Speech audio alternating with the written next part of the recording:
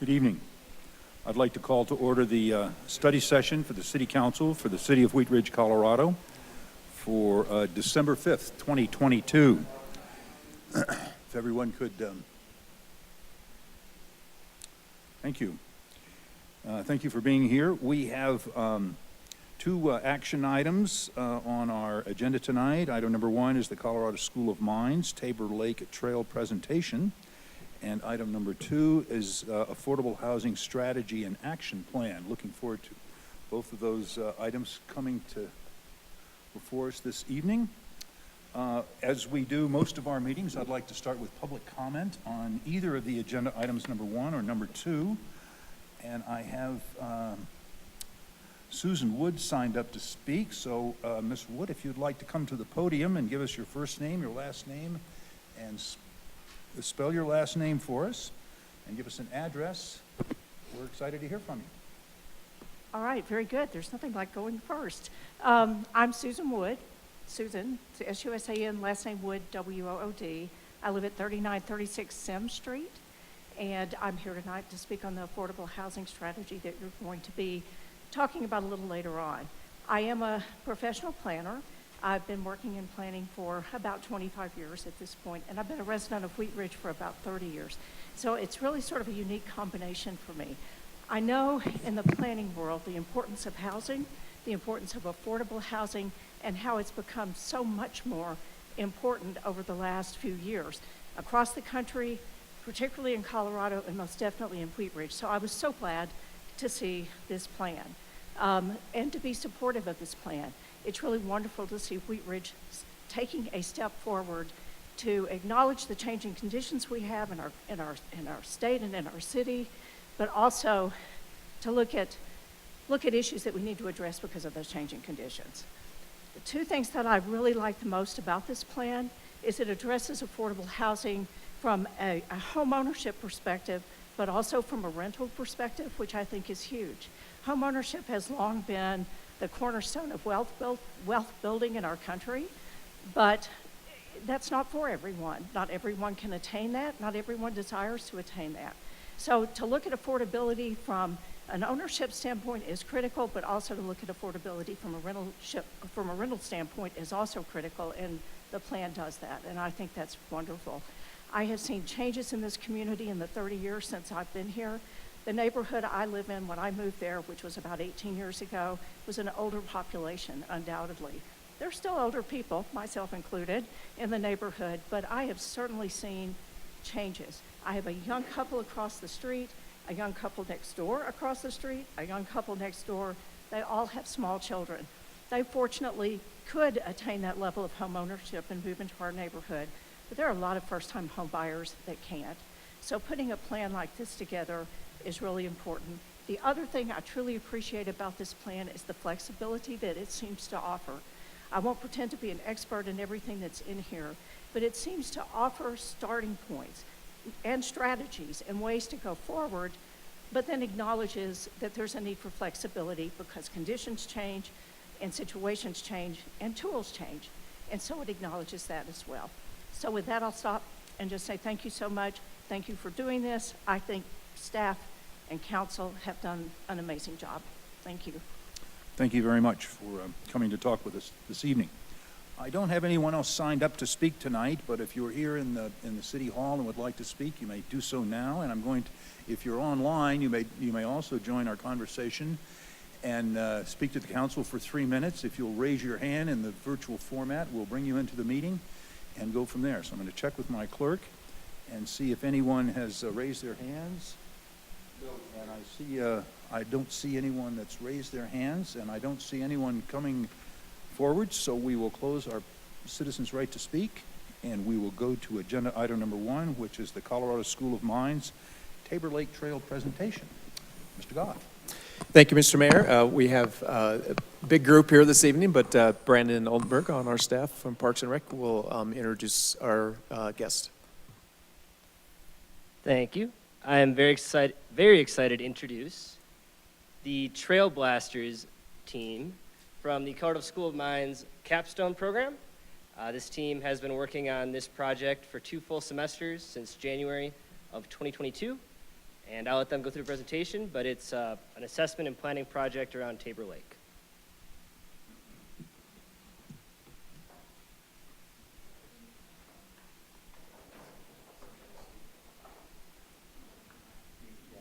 Oh, pass you the mic.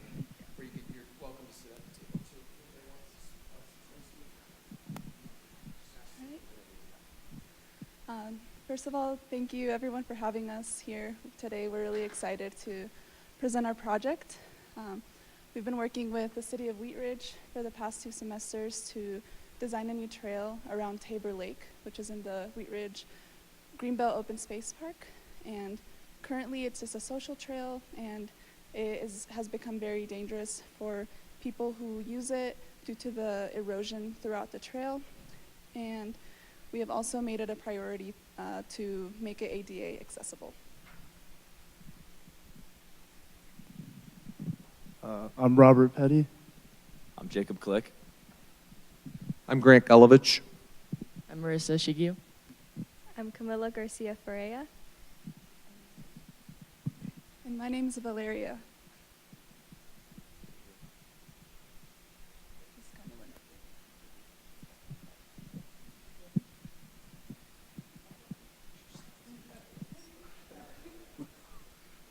So we're pretty much done with the project. Some of the main tasks we did is land survey of the area around Tabor Lake. We also had a community input survey. As you can see, let's hold the poster up a little higher. There we go. Towards the right of the poster, we had a public engagement survey, and we ended up asking 10 questions. These are the results from just 3 of the questions, mainly with respect to what members of the public want to see with the trail. So this helped justify our engineering design for the project. So after completing the survey, we ended up selecting a trail concept, which we'll go into detail a little bit later with respect to the trail material, as well as some of the features. Some of the technical work we did involved multiple disciplines of civil engineering. We completed a floodplain analysis, basically proving that the construction of the trail would not have a detrimental impact to the 100-year floodplain since the lake does reside within a 100-year floodplain. We also did soil testing and analysis to see what existed at the site and used this to design a retaining wall. With respect to the trail, we ended up designing the trail in Civil 3D, a civil engineering program, and followed all ADA accessible standards and followed all applicable trail design standards. We also prepared a cost estimate for the project and did a preliminary design on a retaining wall and prepared plan and profile sheets and the process of handing the project off. This right now is sort of part of that process. Next slide.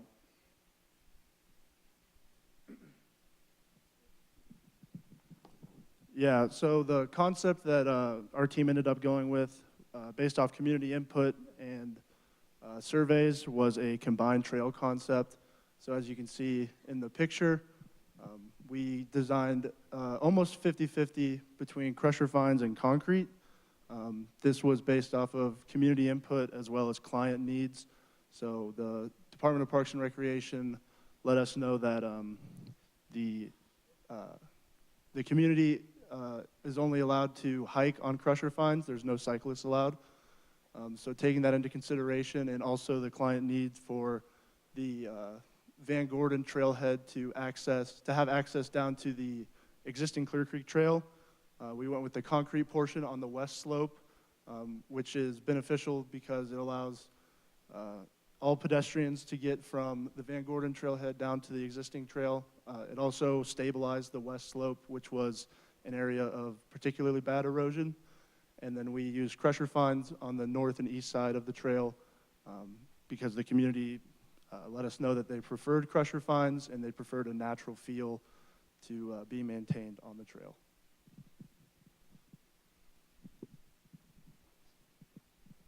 So another design consideration that we had to choose from was a bird blind location. We ended up deciding on putting a bird blind location at the south end of the trail, right next to the existing Clear Creek Trail. This provides access from the Clear Creek Trail up to the bird blind, making it very easy for people to walk up and to be able to view the birds at the rookery since it is very, very close. So the bird blind design that we ended up going with is a bird blind that looks like this. It is very similar to the one that is already existing at the Bass Lake, which is the other lake that is very close to Tabor Lake. We decided to go with this bird blind design since it is already in use and the people seem to love it. And then in addition, while we were land surveying out around the lake, we noticed lots of people using particularly this small access points. And then also with the community survey that we conducted, we realized that lots of the community wanted another amenity added to the trail, which was a lake access point. And therefore we decided to add a lake access point to the west side of the trail. And as you can tell by the middle of the picture, the access point is already kind of like eroded to the lake surface, noting therefore suggesting that people already use it continually. And so therefore we wanted to make it more accessible to everybody. And that's why, next slide please. We decided to go with this concept design for our access point. Basically it's going to be a 200-foot long ramp leading down to a wooden dock. All of it will be covered with rails to prevent people from falling in and also to prevent people from using any boats or kayaks to access the lake. The picture kind of shows like there's like a sharp dip for the leading down to the ramp, but this won't actually be true. This was just in creating the picture, but it'll be much more of a steady decline so people with wheelchairs can access this lake access point. Yeah, so one of the concerns that our team had was the soil conditions. So we conducted a full geotechnical investigation of the area. We performed soil testing in these locations to determine the on-site soils that we were dealing with. Once that was done, we moved forward with using the least desirable soil in designing all geotechnical features to result in the most conservative design. Next slide, please. So we decided on a retaining wall that would be implemented in the west slope where the erosion is pretty bad. So we used the Jefferson County code for retaining wall designs and came up with 2 different designs. We used MSC walls for both designs as gravity walls were not sufficient enough to hold back the slope on the west side. So these retaining walls both retaining walls would have the ability to stabilize the slope and also adhere to all codes and regulations for Jefferson County. So then we used AutoCAD or computer-aided design to be able to design our trail. We used our survey that we conducted on the field to be able to make an existing topography. And then with that, we were able to create a vertical and horizontal alignment around the lake. And then we were also able to design a retaining wall within this file also. And everything is done that we set out to do. And you can see this is just like, you can see the existing topography, and the proposed is the darker lines. And the parts where they jut out a little bit is where the retaining wall would go, so as to not allow soil to have to be filled into the lake. And so, yes.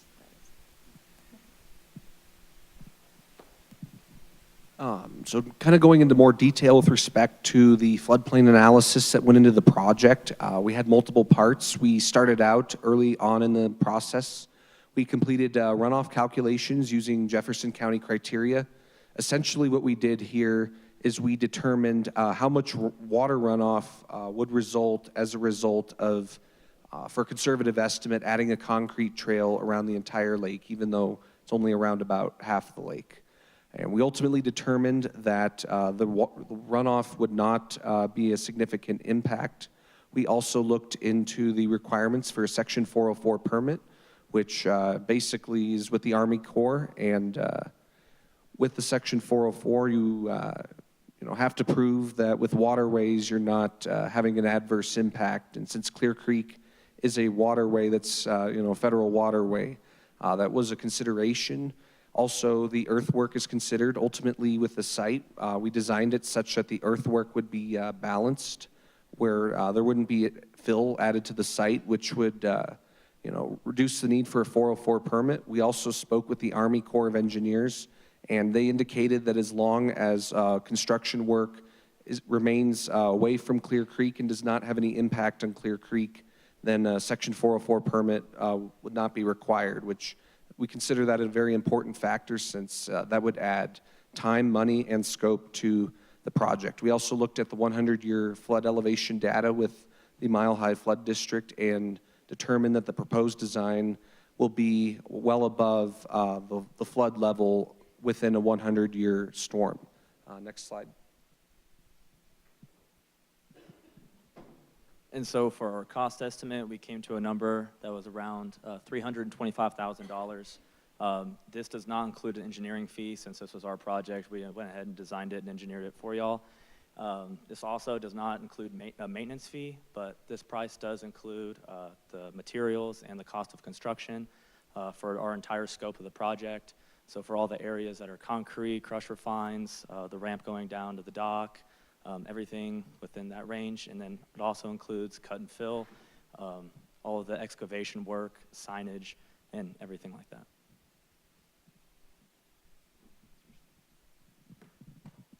And so now that we finished these parts of our project, our next steps are basically handing off the project to the client, which is the city of Wheat Ridge. And so we're compiling a flash drive to have all of the data, everything that we gathered online, all the observations, everything that we did on AutoCAD into that flash drive, and then we'll be handing it over to Brandon, who will then use it and give it to the engineers.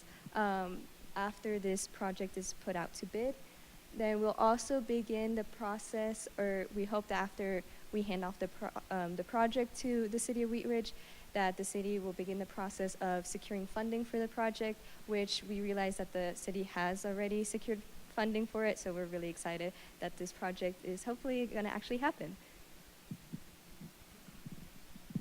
And I did want to clarify, in communication with Brandon regarding the computer hack, since there's a preference not to have flash drives in the city, I did send the files over via cloud-based solution, so there'd be no concerns with that. I want to make that clear real quick. So as Camila basically just went over the next steps, here's the schedule, which lists what she just went over, and the last part of it is that we hope to eventually be able to go back to this trail and walk on it and ride our bikes on it. And yeah. Next slide. Thank you so much for being here again. And My name was on that, so thank you all for listening. If time allows, we are open to questions, if anyone has any. Questions from council? Yeah, absolutely.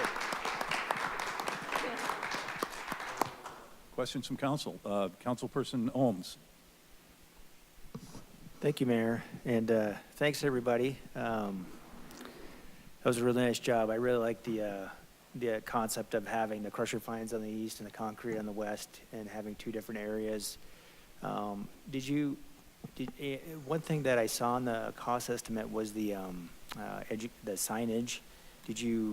Was that just kind of a rough idea, or did you have any ideas as far as like educational signage? No, we just had like speed limits, areas where, say, like you can't be on crusher fines, type of signs like that, nothing with questions. Okay.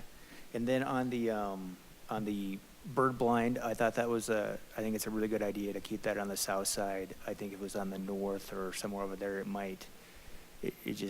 I feel like it wouldn't be as safe, and it would provide much better access on the south. So I think that's a great idea. Was there any consideration about putting in areas for like benches? we did, the times we met with our client, we did talk about it, and overall we just thought that we would just place them where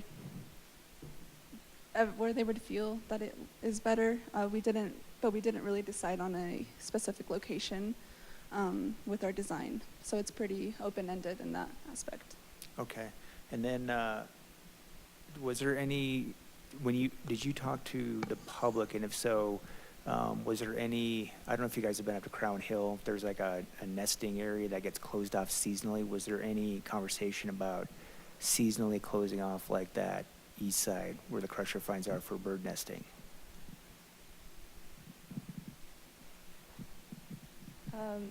In regards to the community, with our community survey, we were able to gain over 160 responses to the survey, and one of the primary groups that we looked at was bird watchers, so we placed the survey in a bird watchers Facebook forum, so they were like one of our primary targets. And then in regards to the seasonal access, we didn't look at specifically closing down the trail on the east side during the season, depending if the birds are mating or not, but we definitely took into consideration that while we're constructing the trail, we have to be very careful at the times of when you're constructing the trail to make sure that it's not hindering the birds' mating season. Thank you, everybody. Additional questions, Councilwoman Hoppy? Thank you, Mr. Mayor. Thank you so much, you guys, for this work. It's a lot of work, and I'm very excited to see your end project.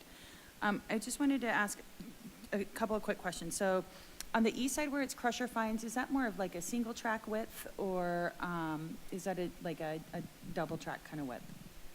It's 6 feet wide. Okay. And then is it wider than on the west side where the concrete is? It's actually narrower. The west side is going to be 10. Okay. And pressure fines is 6. Okay, great. And then on the bird blind, that's on the site, so that's ADA accessible. Is that right? Yes, so we're making the entire trail hopefully ADA accessible, and so we made sure that it will be next to the existing Clear Creek Trail, and since that's already like ADA accessible, it can lead to like people with wheelchairs easily accessing the bird blind. And then what are your next steps then for your project? Now that you've done your presentation here, where do you guys go next with your project? So this is really the end of it for us. We're all actually graduating in a couple days, so. Yeah. Councilor Hulteen. Thank you, Mr. Mayor, and thank you guys. That was really, first of all, it was a great presentation, and this is an exciting project. I moved to Wheat Ridge because of the Clear Creek Trail, and so any investments in improving it really are close to my heart. I'm curious a little bit about your survey and your public engagement, because the outputs of a project are really as good as their inputs. And so can someone speak to how you came up with the survey questions? You already spoke a little bit to how you were disseminating the survey, but I would like to hear a little bit more about how you went about the surveying, and then how you went about using that data to inform your design. Yeah, so the survey questions were based largely off of meeting with the client, kind of figuring out what they wanted and what they think that the public would want. We took that information and we created our survey. We asked 10 questions. We only have 3 on this poster. Yeah, thank you. So we kind of just did it based off of client needs. And then for the distribution of the survey, we distributed it amongst Facebook groups, like we mentioned, and we also tabled right outside on the existing Clear Creek Trail back in March, I believe. February or March, we went out to the lake and set up and talked to trail users as they walked by or biked by to kind of come up with information for our design. And so we based our design mostly off of client needs, but also as much as we could what the public would want out of this trail as well. We also realized that it would have been very helpful, if we had more time to do more survey questions. Even the time we were out there, it was colder weather, so there weren't a lot of people fishing, which was one of our questions. There weren't people boating, which was another one of our questions. And with the boating aspect, it's better since the rookeries in that lake, so we want to avoid people going in there. But definitely as many responses as we got, we could have gotten a lot more if we did it at a different time in the year. Thank you. I've got to say, actually, over 100 responses is actually pretty good. So, yeah, you guys should feel really good about that.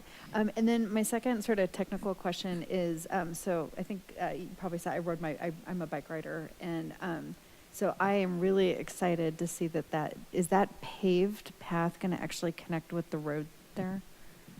Yeah, so this is Van Gordon, and over here Yep. is like 44th. Yep. So it will allow for bikers to go in through here and access Clear Creek. But it'll make it more convenient as well. There's another entrance that bikers can access through over here, but you would have to go all the way over here, and this will be really convenient. Yeah, I'm really excited because Van Gordon connects with what I think is not entirely a very safe rapid flashing beacon crossing there, but that is as someone who rides their bike to long shots because they have really good Vietnamese pho for lunch, I'm really excited to see that connection there. That is much, much safer than what's currently available. So I just want to call out that you're not only creating like a beautiful and accessible trail around the lake, but creating great connectivity to our local businesses. And then I hope as the city will look at signage on 44th, directing people to that trail access. So I cannot wait for this to get done, and I hope some of you stick around close enough to see it. Thank you so much for your work. Thank you. Thank you. Mayor Pro Tem Stites. Thank you, Mr. Mayor. I think you guys did a fantastic job. What I really like about it is it seems like you used some of the existing kind of what people were already doing in your engineering, so where they're going down to water level already and where people are kind of already observing the birds and things like that. So that's, I think sometimes you can over-engineer something, but where people kind of naturally go seems like to make sense. And I appreciate too, kind of like Councilwoman Holteen said, being able to access from 44th rather than needing to go all the way around, because that can be kind of a dangerous off the streets there. So again, I don't have very many questions. I think they've all been asked, but I think you guys did a phenomenal job, and I do hope you guys will stick around in the community and be a part of it. Thank you. Thank you. Councilor Weaver. I also just wanted to thank you all for your work. This is just an amazing amount of hours and time, and congratulations on your graduation. Thank you so much. Thank you. Any questions online, did you think, or you didn't see anybody? But Okay. Brandon will, before you wrap up, Councilor Hutchinson's got a Hutchinson. question. Thank you. Thank you very much for the presentation. You guys are some of the greatest consultants we've had. Thank you very much. Very cost-effective, too. I actually had a couple of questions. Your geotechnical investigation, did it uncover any problematic soils, expansive or cobble or hard rock? No, most of the soil was sand, or comprised mainly of sand. Tabor Lake, prior to being filled, was a quarry. So we did run into gravels a lot whenever we were testing soils. But for the purposes of design, we would, sieve those out to use mainly the sandier soils. But no problematic soils were found on site. Great. And I had another question. Does your cross slope at the concrete trail slope to the lake or away from the lake? You mean at the access point, or where? The grading? Yeah, the Oh, cross slope. Yeah, it goes to the lake. Goes towards the lake. Yes. Okay, thank you. Any other questions? Looks like Val. Val, can you hear us? Do you have a question or a comment? I just basically wanted to echo the exact same thing that Councilmember Hutchinson said, that this is great, and it's so awesome to have this great team all working on this with these different perspectives. Just so many aspects of the project were thought about, so I'm so appreciative. Even though I'm joining remote tonight, I just wanted to make sure that y'all knew that I really appreciate your hard work, and congratulations on your coming up graduation date. Thank you. I wanted to tell you that one of the, you gave this presentation to the Golden City Council, and I had an email from one of the counselors over there telling me that that he knew you were coming here and that he was very impressed with your presentation. I certainly concur. Thank you for what you've done and for being here with us tonight. And I think Brandon wants to. Brandon's got some more, Yeah, next steps. Yeah, again, just a big thank you to this team that worked for a full year on this project. Amazing resource for the city and the department, and just great job.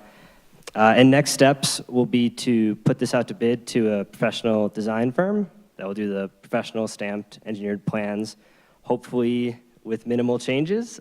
You all are engineers in a month or so, so again, congratulations on that. And then after the design is done, we would put it out to bid for a construction firm to actually complete the project. And council did previously earmark ARPA funds for this project, and we also recently got some Jeffco Open Space Trails grant funding as well. So hopefully we're able to fully fund it, design and construction all the way through. So, any further questions or comments? Mayor Pro Tem Stites. Brandon, just a quick question on that. Their estimate was about $300,000 and some thousand. In your experience, does that seem like that's going to be about? JR Engineering was a technical advisor to the team. Their estimate was a bit higher, so we'll see what it comes down to with the design and then the construction, but ARPA funds were about $840,000 for this project, and we got another $400,000 from Jeffco Open Space. So certainly hoping that's going to be enough, but with the earthwork and things, we'll see what the final total comes to once we do the design. So. Thank you. Okay. Well, we got some strong bodies up here in case we fall short. We'll give you all the call. All right, well, listen, thank you very much. One more round of applause. Great presentation.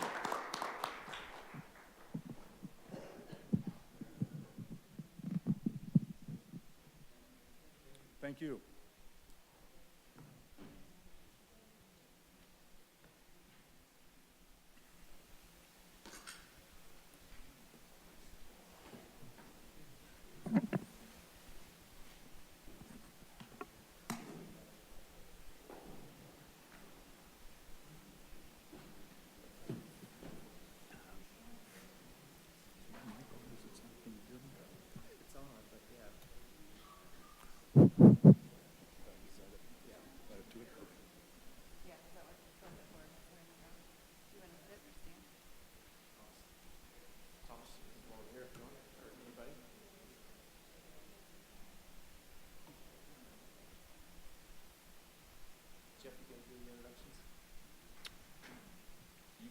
I can't do it.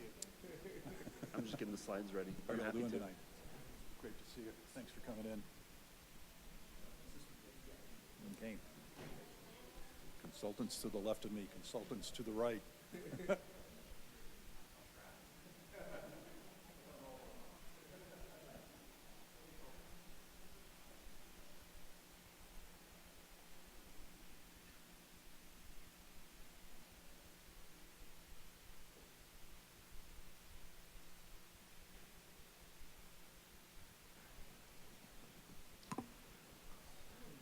All right. Thank you for your patience while we set up the new team to go to our second item on the agenda tonight. This is the Affordable Housing Strategy and Action Plan. Mr. Goff. Thank you, Mr. Mayor. Very excited to bring this to you this evening. As you heard from the previous speaker, who's I think still here, how important this is in Wheat Ridge and in Colorado, in the country. And there's no silver bullets. Eric and I were talking earlier. There's no silver bullets to this, but I think they put together a really good plan and some great recommendations. So we have our team here, Jeff Hurt and Lauren Mikulak and Marianne Schilling in the back, who all worked on this project. Jeff or Lauren, you want to kick it off and introduce our team? Sure, yeah, I'll be brief. So Jeff Hurd, I'm sort of the city project manager, and Lauren Mikulak, obviously, and CZB, Eric Amy's here, and he has a couple of members of his team. I think just real brief, we're excited to share this with you all tonight, this strategy, and get your feedback. If you recall back in August, we had sort of an extended study session where we did a pretty deep dive on a lot of these things. And I think I speak for the whole project team in saying that we really appreciated the really direct, feedback, direct, helpful, thoughtful feedback at that meeting. We really took it to heart and put a lot of energy into doing our best to incorporate that feedback into this document. So hopefully you see that tonight as we're going through the presentation and in the strategy itself. So with that, I'll turn it over to Eric to kind of walk us through things. Thanks, Jeff. Just want to start by saying that's a hard act to follow, and it's a reminder of how much time I was wasting when I was 22. But luckily, I'm not 22 anymore. Thanks for having us back. It's good to be here. Nice to see everybody. We are excited to talk about two topics that are close to our heart, Wheat Ridge and affordable housing. And even though our colleague Charles cannot be with us today, he sends his regards and his regrets. I am joined by Thomas Eddington, whom I think you all know. You've seen us a handful of times already. So we're going to run through basically what we're going to do is run through the strategy document tonight, try to do so in brief. I'm not going to force a show of hands to see who's actually read it and who's not, but hint, hint, there is an executive summary in the first couple of pages. Certainly there's a lot to get through here if you were to do all of it. We're going to go through, the document's basically broken into three main parts.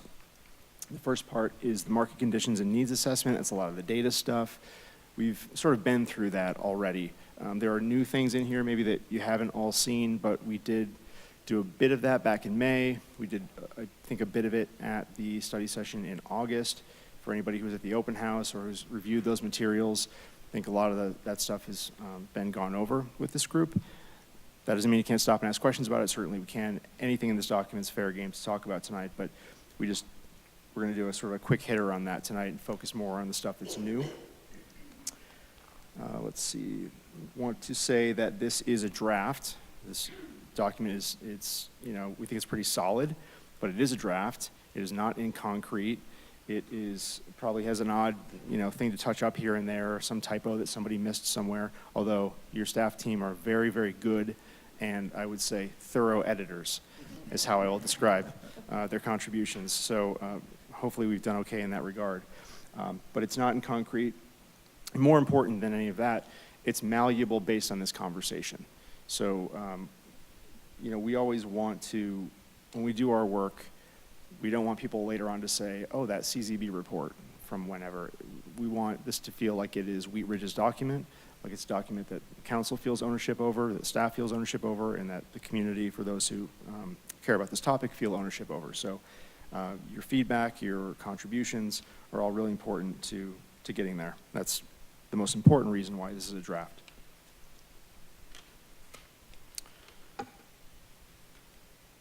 And then, of course, we'll do questions and discussion. What's not in there is we also have just a little bit of information about next steps as well. These are the questions that were in the staff memo, I believe. And just basically, I'll run through these really quick. Does council agree with recommended policies and principles set forth in part 2? We'll talk about those tonight. Are there any tools that are missing from part 3? So we covered a lot of tools. Specifically the tools that were listed in House Bill 21-1271, but there are also a couple other things that we added as well for consideration. Those are in the appendix. But the question is there anything in there that you thought you were going to see or learn about that ended up being missing? So if there is, we can talk about that. Questions about the recommended action items. And is there anything else that council feels it needs to know about or hear about before this eventually ends up in an adoption vote sometime earlier in the new year? So those are the questions that we'll want to make sure we get answered before the night is over.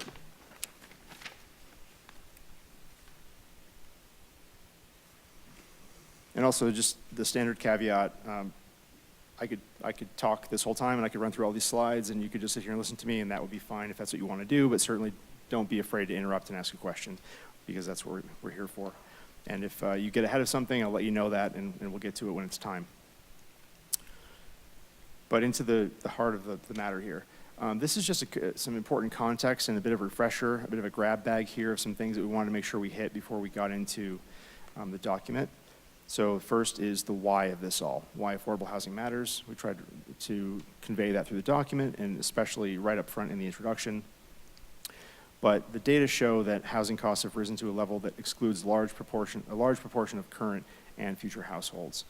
The simple fact of the matter is that as the housing market has strengthened here, the number of households that can access it has shrunk.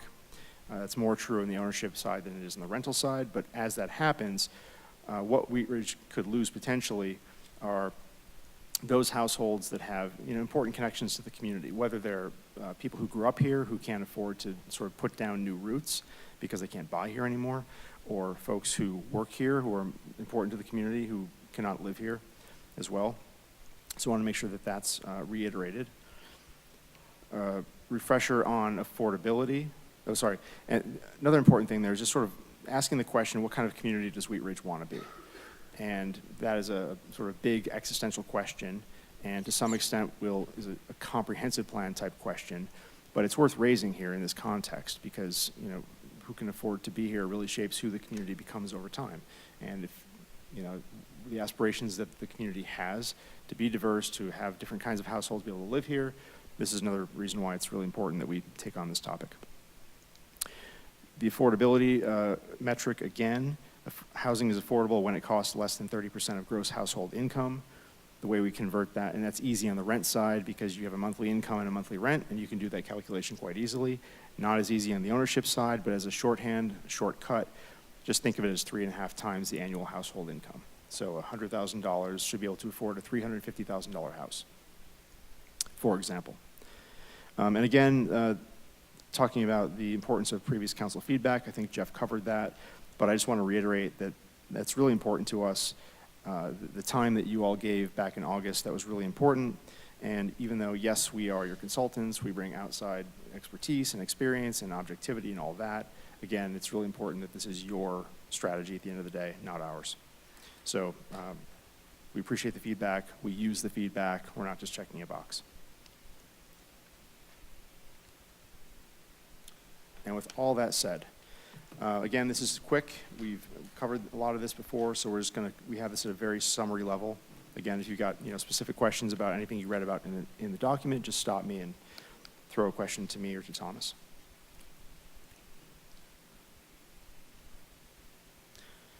Again, on the ownership side, we're doing this on ownership and renter. That's how we split this. On the ownership side, a few key things to keep in mind. Single unit detached house, the median sale price for 2021 was $580,000. That's about 3/4 of, in single unit detached houses are about 3/4 of the sales in any given year, with the balance being condos or townhouses. But that's the vast majority, as you would probably expect. And generally speaking, households with annual incomes less than $150,000 are going to have some kind of struggles to own in Wheat Ridge. And that is contrasted with the 2020 median owner household income in Wheat Ridge was about $90,000. So if you think about, basically now, that number is basically now. Your median owner household has an income, household income, not a single person, but the whole household. The median's about $90,000, and your new buyers really have to be at about $150,000. So that's a pretty dramatic difference.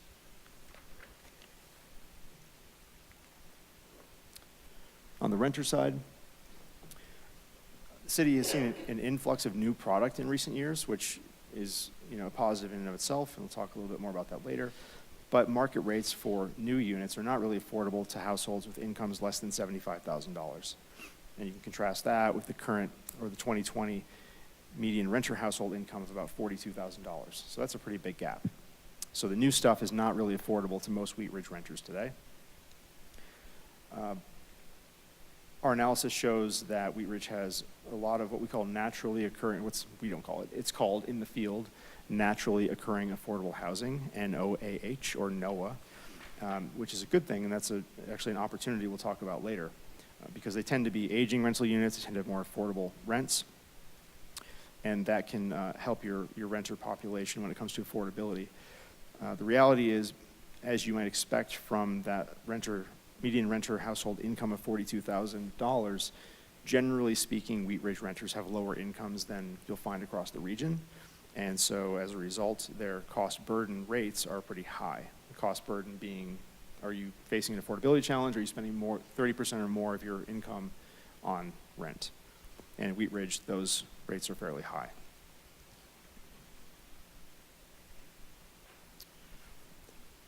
A few specific populations to consider, as you know, is called out in this document, and is important as the city continues down this path.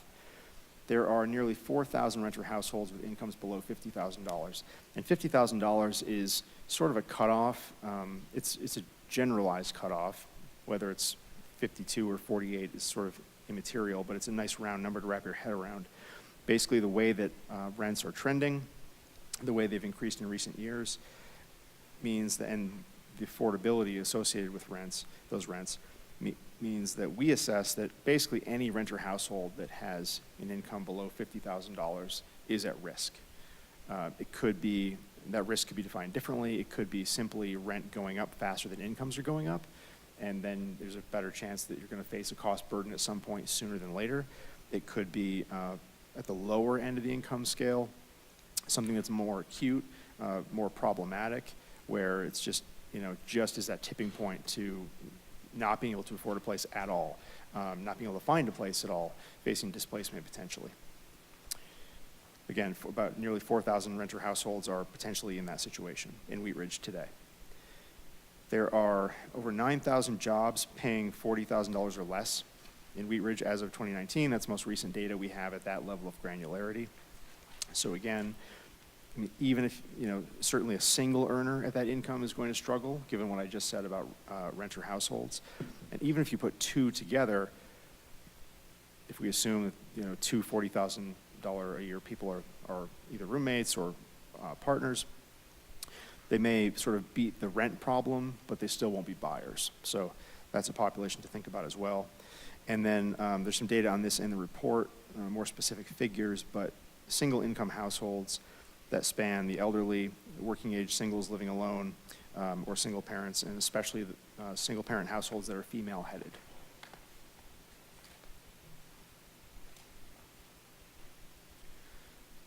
There's kind of a lot going on in this slide, but I'll just hit some high points here. This is one way to think about categorizing housing needs. And there is a couple of pages that do this in more detail in the report itself.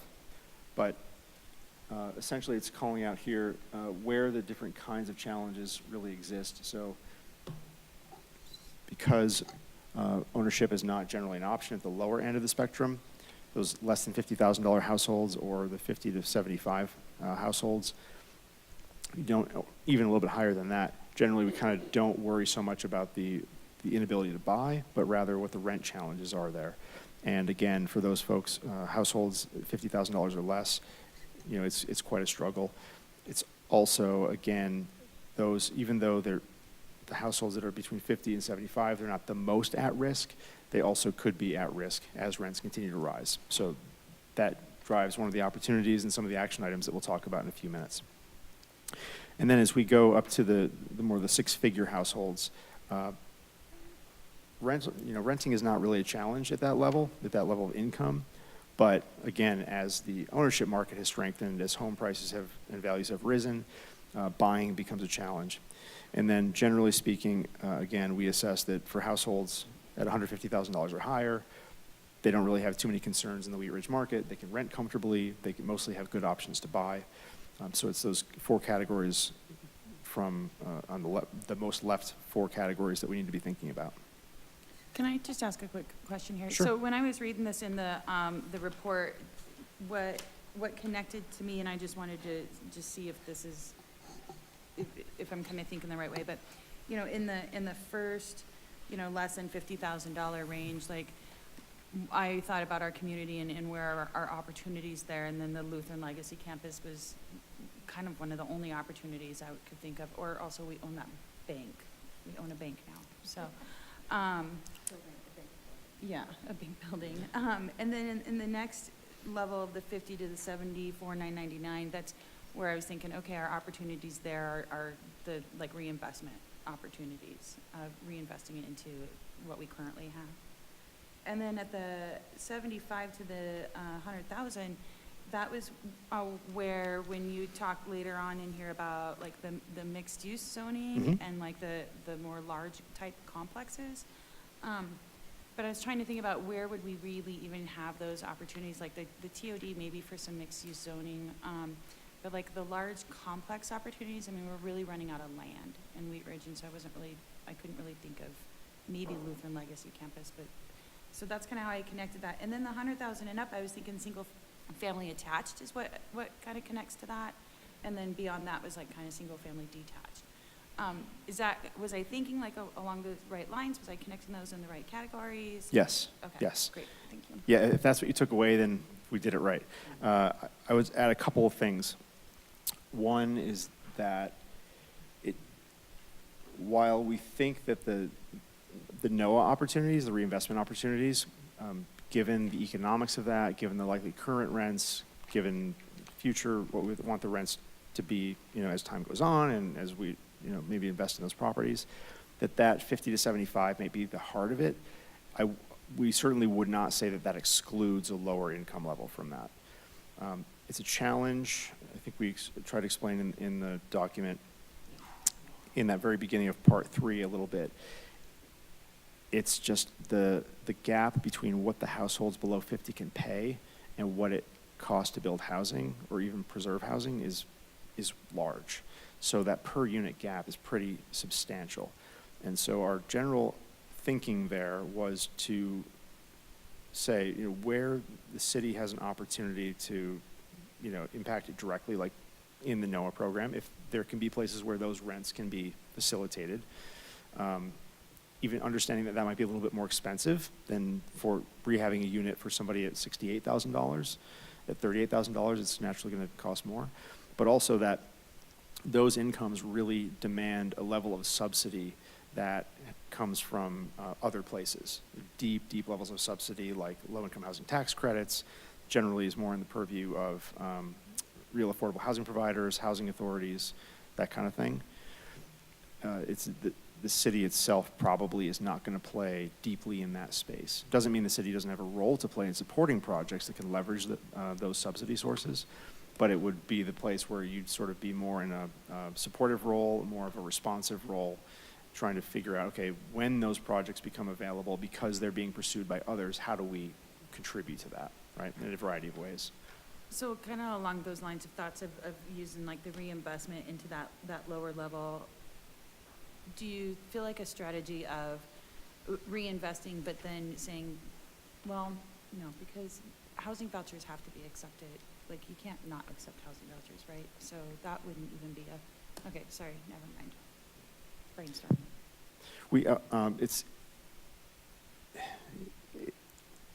I don't want to say dispiriting, but the numbers that we were looking at when we started this project and the numbers we're looking at today when it comes to labor, materials, those kinds of costs, interest rates, right, financing costs, it's pretty, just looking at sort of what it takes to put an average 2-bedroom rental unit into operation, it's grown even this year, and certainly it's grown since past years. It's just become very, very expensive to build housing. And so this is something that we don't know what conditions are going to be. We don't know if, there's changes to labor costs. We don't know if interest rates are going to fall at some point. So it's hard to say. But one thing I think we can be sure of is that the costs that contribute to housing costs are not likely to fall off so dramatically that all of a sudden we're going to get this like big sense of relief. So I think that probably something you can take to the bank in this report, in the way of thinking that's in here, is that you're going to have to continue to have big amounts of subsidy for those populations, that it's going to flow probably through others, not through the city directly. But I really appreciate what the speaker said, the public comment at the beginning, which is this is designed to sort of give you some rules of the road, to give you a direction, and to give you the flexibility, not tie your hands with very highly specific things. It should sort of age well is what we were hoping for, right? Time will tell, but that's what we're hoping for. Actually, I think you had one more comment about lack of land, and I don't want to get too far ahead of ourselves, but there, if it wasn't clear in the report, we can talk about it when we get there, but we think, number one, you're right. I mean, overall, you're right. It's just, it is what it is. Wheat Ridge is land constrained, and there are some sites now that may be opportunities in the nearer term because they might allow for that type, you know, the multi-unit complexes. Certainly, as you look ahead to the future, there are two things to think about. One is, yes, Lutheran. Another is, are there opportunities in Wheat Ridge to simply create more spots of the kind where that type has been successful in the past? So we'll talk a bit more about that. You know, we have a framework now for kind of what's possible, and that may not be written totally in stone, right?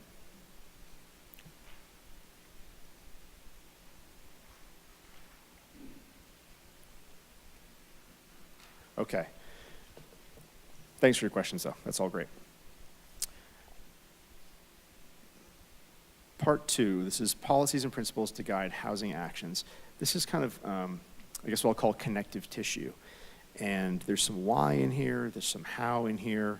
A lot of the purpose of these couple of pages is helping to establish a rational basis for taking action. And we want to admit at the outset that these are recommended. We came up with these, we wrote these. This project, as you know, didn't have tons of broad public input in it. It was seen as more of a technical exercise, but we thought that it was probably worth trying to weave together what we think we know about what we were just trying to accomplish in order to sort of write these things down and have council look at them and say, yeah, we think that looks like what we're trying to do, or it missed the mark, but whatever it is, you are not super far away from updating the comprehensive plan, but you are some distance from updating the comprehensive plan. And that's a place where you really get a chance to write down, here's what we're trying to accomplish, here's our vision, here's the policies that we're going to follow as we make decisions. And then that kind of lines up with all the implementation steps that come after that, including but not limiting to updating zoning and land use regulations. So because that's a ways out, we thought, what's an interim step that might make sense and we thought would be reasonable. So that's how these got here.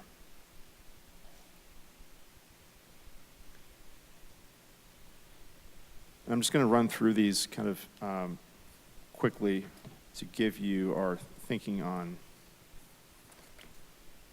I don't have the nice version. I gave it away. Right. So again, these policies are meant to sort of, again, set down a basis for how you move forward, if you move forward ahead of the comp plan. And the first one is the full housing ladder, that basically the city recognizes that diversity of households is important and that there needs to be a range of options as you move through your life. Second is economic and income diversity, that what we don't want are monocultures that lead to household monocultures, income monocultures, economic monocultures, so that sort of we can only have places where certain kinds of people and kinds of households live. Another is housing type diversity that enables both of the things that we just talked about. Another is material support for affordable housing. So back to the conversation we just had a minute ago about the city recognizing that those kinds of housing types that the city can't necessarily impact directly are very important when it comes to implementing the strategy and meeting affordable housing goals, and that assuming that projects are going to meet various criteria that the city might lay out, that the city is able and willing to provide material support to those projects. And then lastly, incentives conditioned on inclusionary outcomes.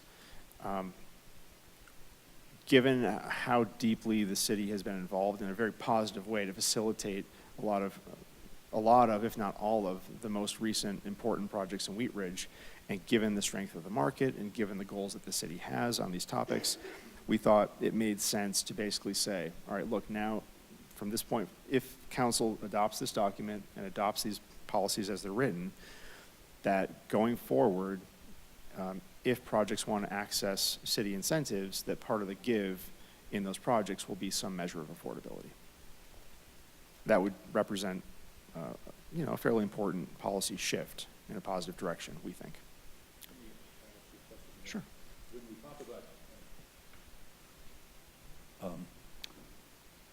cash in lieu of providing affordable housing, does the amount of cash, does it allow us to build affordable housing? Does it allow us to subsidize that in sort of an equal way as to having an affordable housing unit in a particular locale? The short answer is probably. It depends on and so, Mayor, if I can I think what you're getting at is most inclusionary housing regimes, there's a cash in lieu option, so that an alternative means of compliance is if you either feel you cannot or do not want to provide an affordable unit when you're required to, that you can pay cash in lieu or fee in lieu, as it's sometimes called. And generally, what happens is that money comes in, it goes into a fund somewhere, and then is redeployed for affordable housing activities elsewhere. A very common method, used successfully in a lot of places. And the extent to which that really gives you the right bang for the buck depends on how that fee in lieu is set. So if it's set, so much of that work is calibration, and it shouldn't sort of be a set it and forget it approach, because as conditions change, the decisions that a developer will make about whether to pay fee in lieu or whether to build a unit will also change. So if it is set sort of to what I'll call too low, then they'll always pay it, right? When they look at the pro forma, they'll say, there's some set of calculations that says I should build the unit or I should pay the fee in lieu. If the fee in lieu kind of falls below that line, then that money will come in the door. It may often be the case in that kind of situation that the fee in lieu for that unit may not be a one-for-one ability to sort of pay for the next unit somewhere else for a variety of reasons. So that would require kind of a lot of thought about whether to sort of bias building the unit or bias collecting the money. Different municipalities think about that different ways depending on what they're trying to do. Some like the units, some really like the cash, because the cash, as you all know, is flexible and you can use it in a lot of different ways. Hopefully, does that answer your question? Yes. Okay.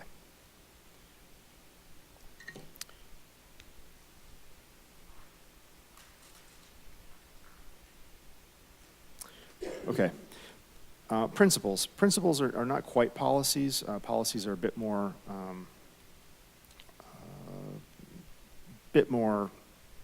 I guess, to some extent high level, to some extent vision oriented. Principles are more about kind of how do we do this, or what are the rules of the road, right? So they're especially helpful when it's not exactly clear what you're supposed to do. So as conditions change, these are things that should be your decision-making filters at all times. But, so they sort of help guide how you make decisions, how you make investments, how you design programs, how you determine land use decisions, those kinds of things. They can be helpful in that regard. And just quickly, the first one is be action-oriented and embrace incremental progress. So there are two ideas here. One is do something. Don't freeze, don't get analysis paralysis. Don't be afraid to do something, but also don't be afraid to accept incremental progress. As Patrick said, there's no silver bullet. We didn't get here quickly. We're not going to get out of this quickly. Doing a little bit is better than doing nothing. So rather than waiting for a home run, singles and doubles are really, really good in this work. Second is aim for mixed income outcomes. So again, reflecting the policy we talked about a minute ago around economic segregation and how we're seeking to avoid that. We want a mix. We don't want a monoculture. So where we can get mixed income outcomes, that's what we're looking for. Not an entire apartment building that has all the same rents, all the same, affordable to all the same incomes. Same when it comes to building ownership product, right? Pursue geographic dispersion. We don't want to concentrate all of anything anywhere to the extent that we don't have to. And so we would like to spread affordable housing opportunities across the community. Wheat Ridge is a varied place with a lot of different kinds of neighborhoods and sub-areas, sub-communities, and everybody's got a role to play. this is an important one. Get the right project in the right place. So just as we, sorry, go ahead, Scott. So I agree with the pursue geographic dispersion to the point where sometimes economics determine your mobility. And so sometimes, putting these types of products next to areas that say have light rail or bicycle paths may make a little more sense than somewhere else. Yes, absolutely. I think that's a segue to the next one, which is get the right project in the right place. So there will be, certain kinds of projects will be great fits for certain places, and they won't be great fits for other places. And a lot of what that actually means, how you actually operationalize that, again, will be sort of planning level conversations in the comp plan and future small area planning and coding efforts. But generally speaking, it's not enough to just say, if I have an affordable housing project and the city wants affordable housing, it can go wherever I want it to go. We would say that's a pretty simplistic way to look at, planning and affordable housing. There will be certain projects that are great fits at the TOD, but you wouldn't put that project at, I don't know, 32nd and Wadsworth for some other reason. There may be projects that are a great project, but if they're not sort of calibrated to the context into which they are proposed to go, then they're just not going to fit, they're not going to work. And that could be everything from scale to architecture to traffic, all kinds of things that you and the Planning Commission and others have to consider all the time. That doesn't stop just because it's an affordable housing project. So get the right project in the right place. The next one is support other housing developers when possible and lead when necessary. Again, two ideas here. Back to some of the questions that Councilmember Hoppe was asking a few minutes ago. You want to make sure that Wheat Ridge is open for business when it comes to those kinds of projects that the city's never going to do itself. But you also, and you want to make sure that you sort of have those guidelines laid out, understand, what are our policies and our principles for participation in those kinds of projects, but also that there will be other times when the city has an opportunity to do things and lead in ways that no one else can do. And there are a variety of those we'll talk about in a little bit in the action items. So I have a question kind of that fits across a couple of those. So if let's just use the Lutheran example, and we are really recognizing that this is this unique opportunity that actually hits a couple of the different recommendations in here. And I'm not sure the answer falls in like the action plan that we're adopting, but like, can you speak a little bit to that balance between Wheat Ridge setting forth its principles and its toolkits and having some policies in place against the flexibility of like and ingenuity of developers and different solutions that might be coming forward from like the private sector, like what that interface is between not being clear but not overly prescriptive? Yes. Does that make sense? Yes. Yeah. Yes. So can you kind of speak to that a little bit? Yeah, it's a great question. Again, back to just the plain reality that the city itself is not going to build affordable housing or any housing at all, and that this mostly is going to be done by others. And what we anticipate is in large measure that the private sector is going to be making proposals, and we think that you don't want to say setting certain expectations is good and parameters is good, but you do want to give yourself and you do want to give the private sector flexibility to look at a site and look at the regulations around that, and at a certain point, hopefully, all the regulations sort of handshake with this kind of document and other planning documents that the city has, and have the private sector be able to say, okay, I understand what the city is trying to do, I understand what we're required to do under the law, and those two things being acknowledged, I have a lot of different sort of ways that I could make that work, right? And again, because we don't know what the future looks like. So what we know, just for example, we know that rental development of the past 3, 5, 7 years looks like the Edison, looks like West 38, looks like the Parallel Project. But we don't know if that's going to be the case in 5 years or 10 more years, right? But hopefully, like these kinds of policy statements and the regulatory changes that we're talking about should hold up, right? Does that get at what you're talking about? Okay, yeah. We don't know. We don't build housing. We're not, developers or builders or architects, right?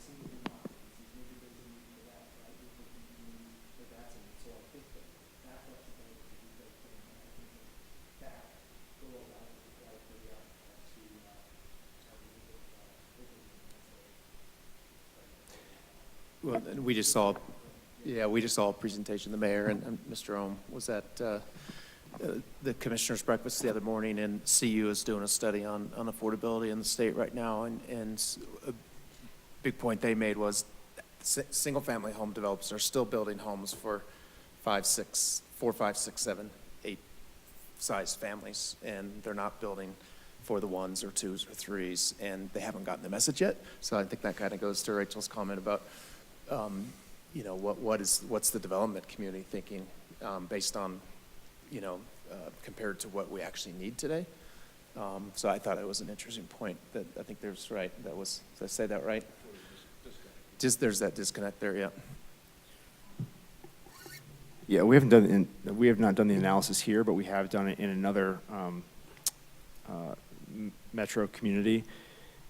And the most frequently occurring household size in single-family houses in that community is 2, right?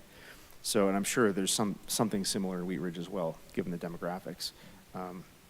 It's very difficult to think about how to match household size to unit type, because what it's driven by is less by the size of the household and more by the income of the household. So. Thomas is probably sick of hearing me say this, but I live in a relatively new build community in Boulder County, and these big 4-bedroom houses, and so many of them are baby boomers living alone. Because they sold out of Boulder and they took their equity and they went to Lafayette and they could have a big house, and I guess they wanted a big house. So not everyone's downsizing. Can I just ask real fast before we move into, I see that your next slide's part 3. I haven't done my last principle yet, but yes. Sorry, go for it. No, go for it. Okay. The last principle is act regionally. And so this is, again, opportunistic. When opportunities arise to act regionally, whether that is, and that could be from policy conversations, and we know the mayor is involved in many of these, as are maybe others at this table, but policy conversations and discussions around the issue, certainly that's important. There may also be other more formal kinds of agreements to enter into, for instance. I'm not sure we have great examples here, but there are, others around the country.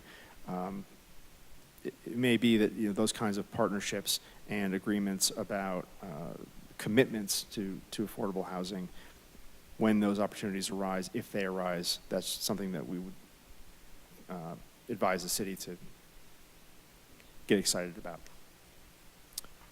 Go ahead. So the one thing that I wanted to point out, and it's really under your recommended policies slide, but I was going to see if it came up under recommended principles, is under incentives conditioned on inclusionary outcomes. In the draft document, you very clearly call out that partnership with Renewal Wheat Ridge is critical to this policy. Can you just go into that a little bit more, since how you didn't touch on it just yet? Yes. For example, there's most market rate rental projects that have come online in Wheat Ridge in the last few years have some significant TIF assistance flowing into them, and we think certainly part of the reason that TIF assistance or any kind of public incentive goes into a project is to help it break even and actually occur, because the city wants it to occur, and it might need a little bit of help. But we also think that there is an opportunity, given the strength of the residential market here in Wheat Ridge in recent years, that there may be an ability to absorb an inclusionary requirement. Again, we wrote what it what we think that is in the document itself, we're not talking about something like 30% of all your units have to be affordable, and they've got to be affordable to 40% AMI households. We're talking about something that we are fairly certain can be absorbed in most developers' pro formas. So that's how we get to I think we put it 10% of units at about 80% AMI. We're fairly confident that that can be absorbed in most of these projects. We think that if the project is to happen, the folks who are developing that project are obviously they wouldn't be doing it if there wasn't going to be a return to them, and that's not an unreasonable ask for the kind of assistance that has been flowing via TIF in recent years. Yeah, and maybe you'll talk about this as we get into take action, so just tell me if I'm getting ahead, but oftentimes what we see happen with some of the larger developments is that when they're in the pipeline, and there's a few of them in the pipeline, then they'll go and ask, like, you know, water, sewer, electric, like, can you service this project? And at that point, yes. But then what happens is then you get down to the end, and it's kind of like last guy standing is holding the bag for now we need a new lift station, or, you know, we need to bring more new infrastructure in because these other two projects went on before you, or something like that. And so Renewal Wheat Ridge that's a place where they can assist in that, but I also know, because I'm on that board, that we're really looking more at, like, but we want to see some more affordability in the project if we're going to continue to assist in those ways. Right. Right, and we think that that should be possible. Eric, I have a question since we brought up inclusionary policies. Do you know of any examples where they've got like you threw out the 10% as sort of readily absorbable by the market? And so if we adopted a policy around 10% affordability at 80% AMI, to throw out your example, do you know of any other, like what we have a lot of in the city, and I think a lot of as our larger land opportunities that we know of now that aren't being market forced by other policy changes, are smaller than that? I mean, we're seeing, you know, some of these, you know, smaller lots that are 6, 8 units. Right. Is there a complementary policy that if you don't have at least 10 units, that you've got, this is your in lieu of contribution, so that we're not just forcing the market into these little, or forcing them to build big units on the land to get under that? Well, I think as we were looking at the idea of inclusionary, we thought about, okay, what happens if you just have a citywide inclusionary requirement? It doesn't matter what you build or where you build it. Anybody who's building residential anywhere is subject to inclusionary requirements. And it quickly occurred to us that you get into so many edge cases. You know, it's like 1% of projects has this, 1% of projects has that, right? Because you get these different opportunities in Wheat Ridge, given it's not a monoculture, right? And so you have these different kinds of parcels and different kinds of locations. Some might want to do ownership, some might want to do rental. And we thought, wow, that's going to be really complex to figure that out. And all of a sudden we're going to end up with not just one version of Rachel's question, but like a lot of versions of your question. And how would we deal with that? And so that's what not forced us, but suggested to us that we should dial it back and think about, all right, what's the market been doing? I don't want to say easily, but what have developers wanted to do in Wheat Ridge and why? And that suggested to us that the townhouse type that's largely been happening in MUN, that was like a target of opportunity. That multi-unit rental that's been happening in the mixed-use districts, particularly mixed-use commercial, MUC, in charter height and density accepted areas, that was a target of opportunity. Because we looked at those projects and said, those are happening at some meaningful scale. We think we understand the economics of those projects sufficiently to figure out that they can probably give 10% at certain levels, and that those can be absorbed in those pro formas. And if we did that, and we simply sort of stuck to those two, and we'll talk a bit about what we call R4 in a few minutes as well, on the attached townhouse type, that if we were to be able to do that on like a new R4, an MUN, an MUC, or other mixed-use districts, that we'd probably capture most of what is most easily capturable when it comes to inclusionary. And then we sort of just said, let's not worry about the 6-unit infill, the 8-unit infill, because you're looking at, it's just more difficult to kind of figure out how that's going to work. You know what I mean? And that's not saying that's the way it has to be as you go forward, but I'm explaining our rationale and how we got to that, and why we decided to not go in that direction and rather to go to the more targeted approach. Okay, thanks for that. And the reason I'm asking is I'm focused on like, how do we get money for the programs we want to run? And so if we were sort of bringing in that in lieu of for the non-qualifying projects, we'd be funding a fund that we could then do the things like our naturally occurring affordable housing projects. So that's my interest. Not the 1,001% questions, but just, is there a blunt tool where we could maybe use that isn't forcing the market? Yeah.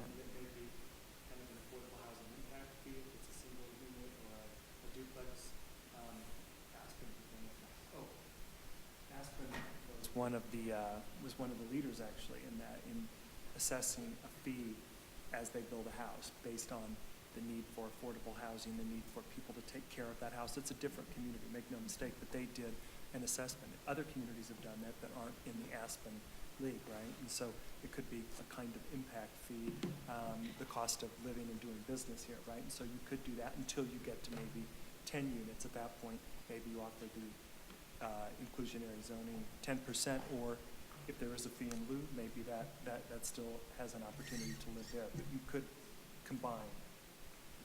So, and just real fast on the smaller infill projects, knowing that if we do things like allowing townhouses instead of 2 single-family homes being built on a lot, knowing that automatically brings affordability back into the scope. Is there? I guess I didn't see, but maybe I wasn't looking at separating out larger projects and smaller projects when I was reading the document. But is there perhaps a strategy to encourage those smaller infill developments to still bring affordability, some sort of attainability really to the community? Part of the challenge is that scale matters. Yeah. And so we looked at, because one of the tools that's in the state bill is allowing duplexes and triplexes by right. And we looked at that and looked at the development economics of that and said, okay, is this really going to make a difference on affordability? And given what it costs to build those units, our assessment was you still, a duplex, let's say it's 2 units, their ownership, they're probably still going to have to be pretty expensive. And so to get one of those down to the level that might be affordable to like one of these households in our 100 to 150 range, there's going to have to get subsidized somehow, some way. And then how would you do that? Well, there's not a lot of cross subsidy to be had because you only have one other unit in the deal, right? As opposed to having 20 more, or if it's rental, 120 more. So it's possible that those opportunities could have some affordability. You may have, there's certainly always opportunities to, for instance, buy down. But it didn't seem like there would be enough of them, or that the economics of those projects in particular really lent themselves to it. That it was certainly not low-hanging fruit at all.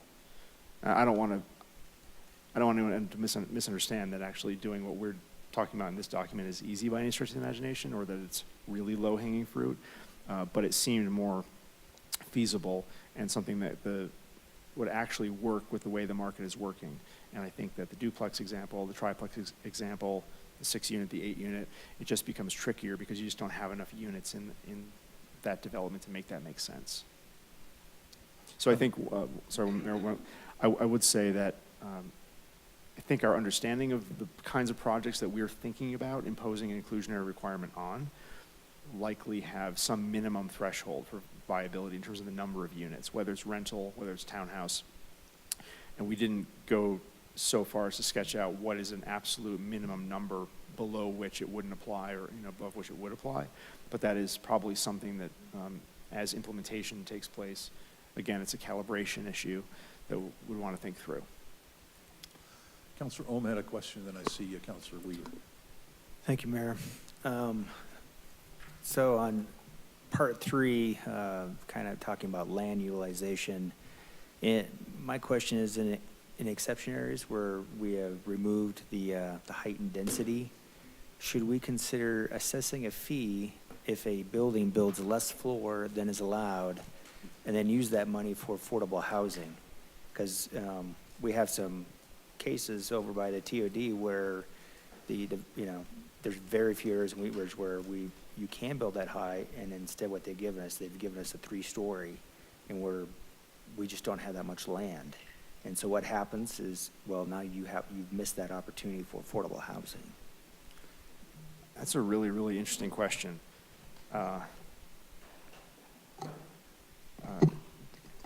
Taxing the underutilization of land is I think it would, certainly anybody who's thinking about that kind of puts you on the cutting edge of affordable housing thinking. There are a lot of reasons why, if it's applied broadly, it becomes certainly politically difficult. But in specific instances, like the one that you're talking about, where developer's not going to want to build to the maximum right now, because what the developer's going to say is market conditions don't suggest to me that I can go as high as Scott would like me to go, build as densely as Scott would like me to build, right? I'm going to manage my risk. I'm going to build what I know I can sell or lease up or whatever. But I also wonder if there are enough of those kinds of places in Wheat Ridge that you'd want to do that. I don't know. It's a really interesting question. I think what you're going to see is in the majority of the places where that housing type makes sense, there's a maxing out that developers are going to try to accomplish. And in the places where they could go to, what's 90 feet, seven stories? Is that 6? There are a lot of reasons why the more dense you go, the higher you go. It doesn't automatically make your costs lower, because you get into now I got to go from wood to steel, now I need elevators, now I need structured parking, all these things. So it's a fantastic question. It's worth kicking around, I think. There are implications for making those decisions. I think that would be a future-oriented decision, because what it would mean is that, yeah, maybe someone's going to build less than they can, and if you have that fee, they'll readily pay it. Don't know, haven't run those numbers. Or they just won't do it, and that site will be available at such a time as the market would dictate that kind of thing could be built. Because then what's also happening is, on the other hand, is we're having areas, say, where we have these maybe single-family residential, and now the developer wants to scrape some homes and then put in a 3-story townhome or something in that area, and those citizens are upset, and they're asking, like, why, we voted on removing height and density, why aren't they building over in this area? And I can't answer that question, so. There's other ways to tackle that. That's interesting, because there are some communities that have minimum heights, minimum builds, right, in certain areas. So if there's an area where you want taller buildings, the allowance of 5, 6, 7 stories may not get you there, obviously. They might just build 3, but you could do a minimum 4, maximum 7, and you force their hand into going higher, number one. You might get your percent of inclusionary zoning if you have that policy in place. The other thing you do is, to Eric's point, you force them to subdivide land in a different way, to think a little bit more efficiently about it, right? Rather than having to use a large parcel, and they say, got an acre of land, I can't build 5 stories over this entire acre. You're forcing them to chunk it up, which is actually potentially beneficial. It's giving you more mixed uses, mixed buildings on that site. So minimum builds, minimum heights are probably an easy code way to start to get there, without playing the tax game, which is also fascinating. Although taxing land that is underutilized has been discussed in many places, so You're on trend. Counselor Weaver. Thank you so much. I'm always learn a lot when you all are here. I know that we have limited space, and I just want to take a turn from new builds for a second, because I think that's super important. I feel like I want to go back to this conversation of the duplex, because we have a lot in Wheat Ridge of aging 1950s, 1960s duplexes. And I feel like there's an opportunity there that while I realize building a duplex doesn't necessarily make sense, I feel like those current duplexes that are being rented, or maybe they're being owned by one side and rented to the other, but somehow creating incentives for, in the same way we're looking at the larger rental areas, like some of the apartment blocks and things that we have, I feel like Wheat Ridge has a lot of these old duplexes, and I feel like there's an opportunity there, rather than necessarily saying, well, yeah, we could take those down and we could build 4, on that same lot. And yes, they would probably be spacious and and safer and all the things, but I'm wondering if there's anything we can, if there's an opportunity in the single duplex owner, because those spaces are, they're 1,500 square feet, and they have yards, and they're sort of all the things that a lot of our residents really resonate about Wheat Ridge, and I feel like it's sort of this silent renter group that we're not talking about, if that makes sense, because we talk about renters as in, and I think we all do this, but I know I do this, is I put them in large buildings, 100 units or whatever, 50 units. And I was just kind of curious if you could speak to if there's a way, because I think of entire swaths of Wheat Ridge that are blocks and blocks that I've walked of all sort of 1960s duplexes, north of 44th, north of 38th, near where I live. And is there an opportunity in this, in dealing with a duplex owner? Yes. Or a person who might own 2 or 3? Could you just talk about that and sort of what we could do as a city? Because I also think that might raise the voices of those renters, because I think there are a lot of our residents who are renters and people don't realize they're renters, if that makes sense. Right.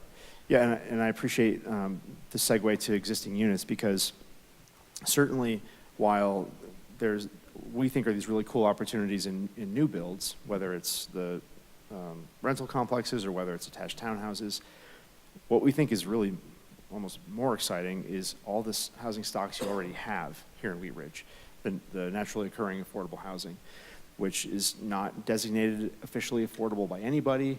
It is just owned by a lot of generally kind of people who don't own a whole lot of rental. You may have some people who are in it, from a business perspective, and they own 50, 100 units, but probably there's a lot of people, they own a couple or even just one. And realistically speaking, in Wheat Ridge, probably 90 to 95% of the housing units you have now are the ones you're going to always have, right? Your new builds are not going to be it's going to be a drop in the bucket compared to what you already have.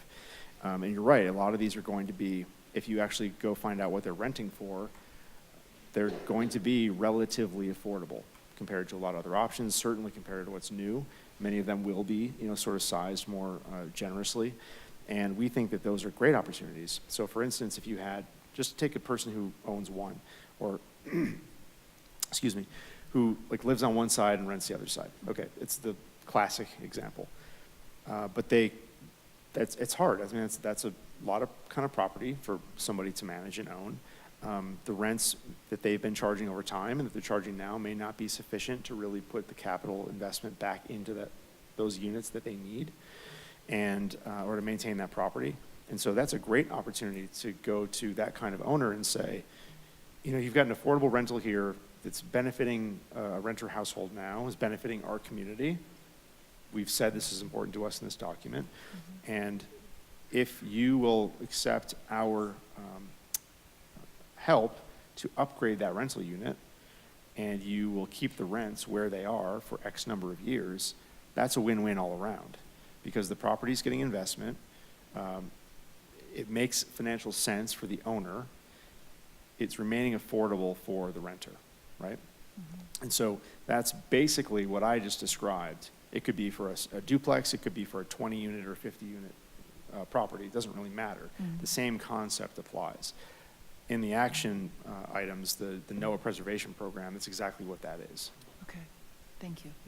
Mhm. I just feel like this is something that's really important because I'm watching all of these duplexes around me, literally the one right by Louise Turner Park, I think changed ownership, and literally they raised their rents $1,000, and many of those people sort of went out into the community to find other rental spaces because, I ended up talking to several of them, and it seems like that's something we could do right now to sort of stop this ripple of rent hikes for inappropriate places, if that makes sense. I feel like some of the older stuff is coming up higher because we have, does that make any sense? Like, all they did was they repainted them and Well, yeah, put new yeah. appliances in them. And It also depends what they paid for it. And so all those people, so if I'm the duplex owner Right. and Lauren's my tenant, and I say, Lauren's great, but I need to sell this place and get out of here, and I want Right. to get as much as I can, I'm not really concerned, is Lauren's rent going to go up next year? I'm going to say, what's the most I can get? And then Thomas comes in and buys it, and based on what he had to pay me, that helps determine what Lauren's rent is, right? And so long as he thinks he can get $1,000, based on what he paid me, right, which is certainly more than I ever paid for it, right? So I've cashed out, I've taken that's equity to me. He's now got to service his mortgage, and he's got to charge Lauren something else to help make that happen. And so long as he thinks that whatever his proposed rent is can be absorbed in the marketplace, by which I mean Lauren doesn't want to pay the $1,000, but Jeff certainly will, no problem, right? That there's a long line of renters in the Denver metro area who would love to have that place for only $1,000 more per month. Right. It all makes sense. Right. And you're right, so Lauren then is the person who is out in the cold in that situation. And if instead of me selling to Thomas so that I can go to Florida, the city came to me and said, would you consider taking our loan convertible to a grant premised on keeping the rents affordable for Lauren? I would say, seems to make sense to me. I get a better place, and I don't have, I feel like I'm not stuck between, I can't afford to fix it, right? Unless I can either leave or I can fix it and I can't afford it. So those are my two choices. I can keep a property that's falling apart, or I can leave, and in the process of me having to make that decision, the tenant is the person who kind of loses out. It's the subsidy that would come from the public sector Right. that would help resolve that dilemma. And that's kind of time dependent, right? I mean, that is something that it seems like we've got a window before this domino effect of this reselling that you just described. Or am I perceiving, or am I feeling like that's? No, really, you're on the right track. And really what you're trying to do is, and it's interesting because I haven't looked at all recent sales data lately. Don't know exactly what's going to become of the market. I think we can probably all just accept in the long term the sort of the trajectory of the Denver metro area continues to strengthen. But it may be that we're in a new time now where everyone's kind of taking stock and things are resetting a little bit. Maybe there's a bit of a slowdown in that trajectory. Honestly, I don't know. I think anybody who tells you that they know, I wouldn't listen to them. There's your housing expert for you. So it may be that we're in a little lull here, or even if we're not, there's no time like the present, right? It's like that whole thing about when's the best time to plant a tree. That's kind of where we are now. And what you're really trying to fight against is the overall increase in demand to be here and the increase in land values. So as land values become more expensive, the pressure to redevelop properties is going to be higher, right? So the more valuable the land becomes, the more the pressure is going to be felt on people who own and who are going to be selling out and who are going to be buying to scrape that 1960s duplex and build something else.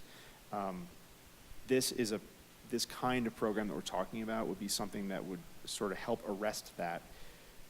You're never going to do it citywide, but if you can impact 50, 100, over time, 500, 1,000 units through this method, then you've done something pretty extraordinary. It does take resources. Yeah. I think Judy had a question. I've got a question for Councilor Hulteen, and then I've got Councilor Hutchinson, and we haven't gotten quite through half of Eric's slides yet, so. But we're going to cover it before we cover it. Right. Thanks. So to Councilor Ohm's questions about like, how are we, requiring or creating pressure for maximizing height? To me, it seems like it's really like density minimums. And so for anything that like is seeking out a PUD or over a certain size to require a density minimum, and if they don't want to meet that, then they can opt out through an in lieu of fee. Like to me, it's like maximizing our densities. And then that allows them some creativity if it's a big enough site and they want to do, as you were sort of talking about, like subdividing the land a little bit and doing something that has a little bit more height and is smaller, smaller on this side of a site, and then doing like, some duplexes over here, sort of mixing it up. But yeah, I would, I'm on a statewide think tank around housing and land use right now, and that density minimum, especially around transit corridors, is, incredibly like provocative for solving a lot of problems. So yeah. Thank you, Councilor Hutchinson. Thank you. Not all the houses that are in the 60s or 50s are falling apart. So they were made very well. So that's why they're still standing, But also for the city to get involved in giving a grant or something to an owner, it could be just a single house that's a rental also, not have to be a duplex or whatever. I don't understand how that would work to get the owner to update, put in granite countertops or whatever. What would the city do then? Put a lien on the property? Bingo. Yeah, so however that would take shape, and this is not a novel idea. These programs exist in a lot of places, but there's a contractual agreement so that it's enforceable. So for instance, if I were that duplex owner and the city did give me $25,000 to upgrade the unit that Lauren is living in, and I said, well, I'm going to just, they told me I can't raise the rent, but I'm going to. I can't, because then I'm trigger all kinds of like repayment requirements and all kinds of problems for myself. So yes, you have to have legal mechanisms that make it enforceable. So, and it's just not how much the rent is. There's other factors, there is the property taxes that are going up all the time. They're not going down, they're going up. So the owner has to get a little bit of money for that. Maybe they pay water, sewer, trash. Those things are going up, okay? Those are factors. It's not just that somebody is, says, okay, here's the place, it's $1,000. Seriously, you've got maintenance, other things that come into it. So what I see, when I see, you give the example of how many units can be per acre on here, definitely, the least amount of money is when you are doing more units. And how many places in Wheat Ridge really have 1 acre to where you could just do like, I don't know, 5, 6 stories or something like that in a neighborhood? I mean, I see it on like the main areas like 38th, 44th. Well, 44th is going to get all redone and things like that, also by the light rail. But to put something like this, which would be more economical to build and all that because of the price of land, the more units you build is better for the buck. And aren't there like other cities that have already confronted developers that when they build that they need to, a certain percentage of what you build needs to be affordable. I mean, this is coming up. Is that like Denver or Mhm. other places that Denver, are doing Boulder, that? Longmont, So this yeah. isn't new. So why don't we see what they're doing, how they're doing it, instead of rewriting, you know, everything? I think we might be doing that. Yes, Okay. and I think most of these ideas are sort of common threads that happen throughout the country. And you're right, so the very, when you can build more units per acre, you do make more money, generally speaking. And so that's why we think that that's part of this gives and gets. So if the city creates a development environment where you can build more densely and you can make more money in your project, that there should be a community benefit that comes back for that, absolutely.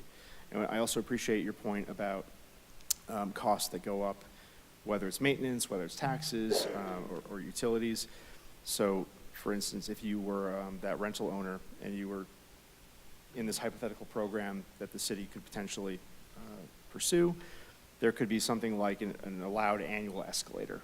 You know, an affordable rent could go up a certain amount per year to account for, you know, whether it's 1% or 3%, so that it could account for those things, but it wouldn't be the example of, you know, $1,000 from one lease year to the next lease year. Does that make sense? That could be built into it, a small escalator.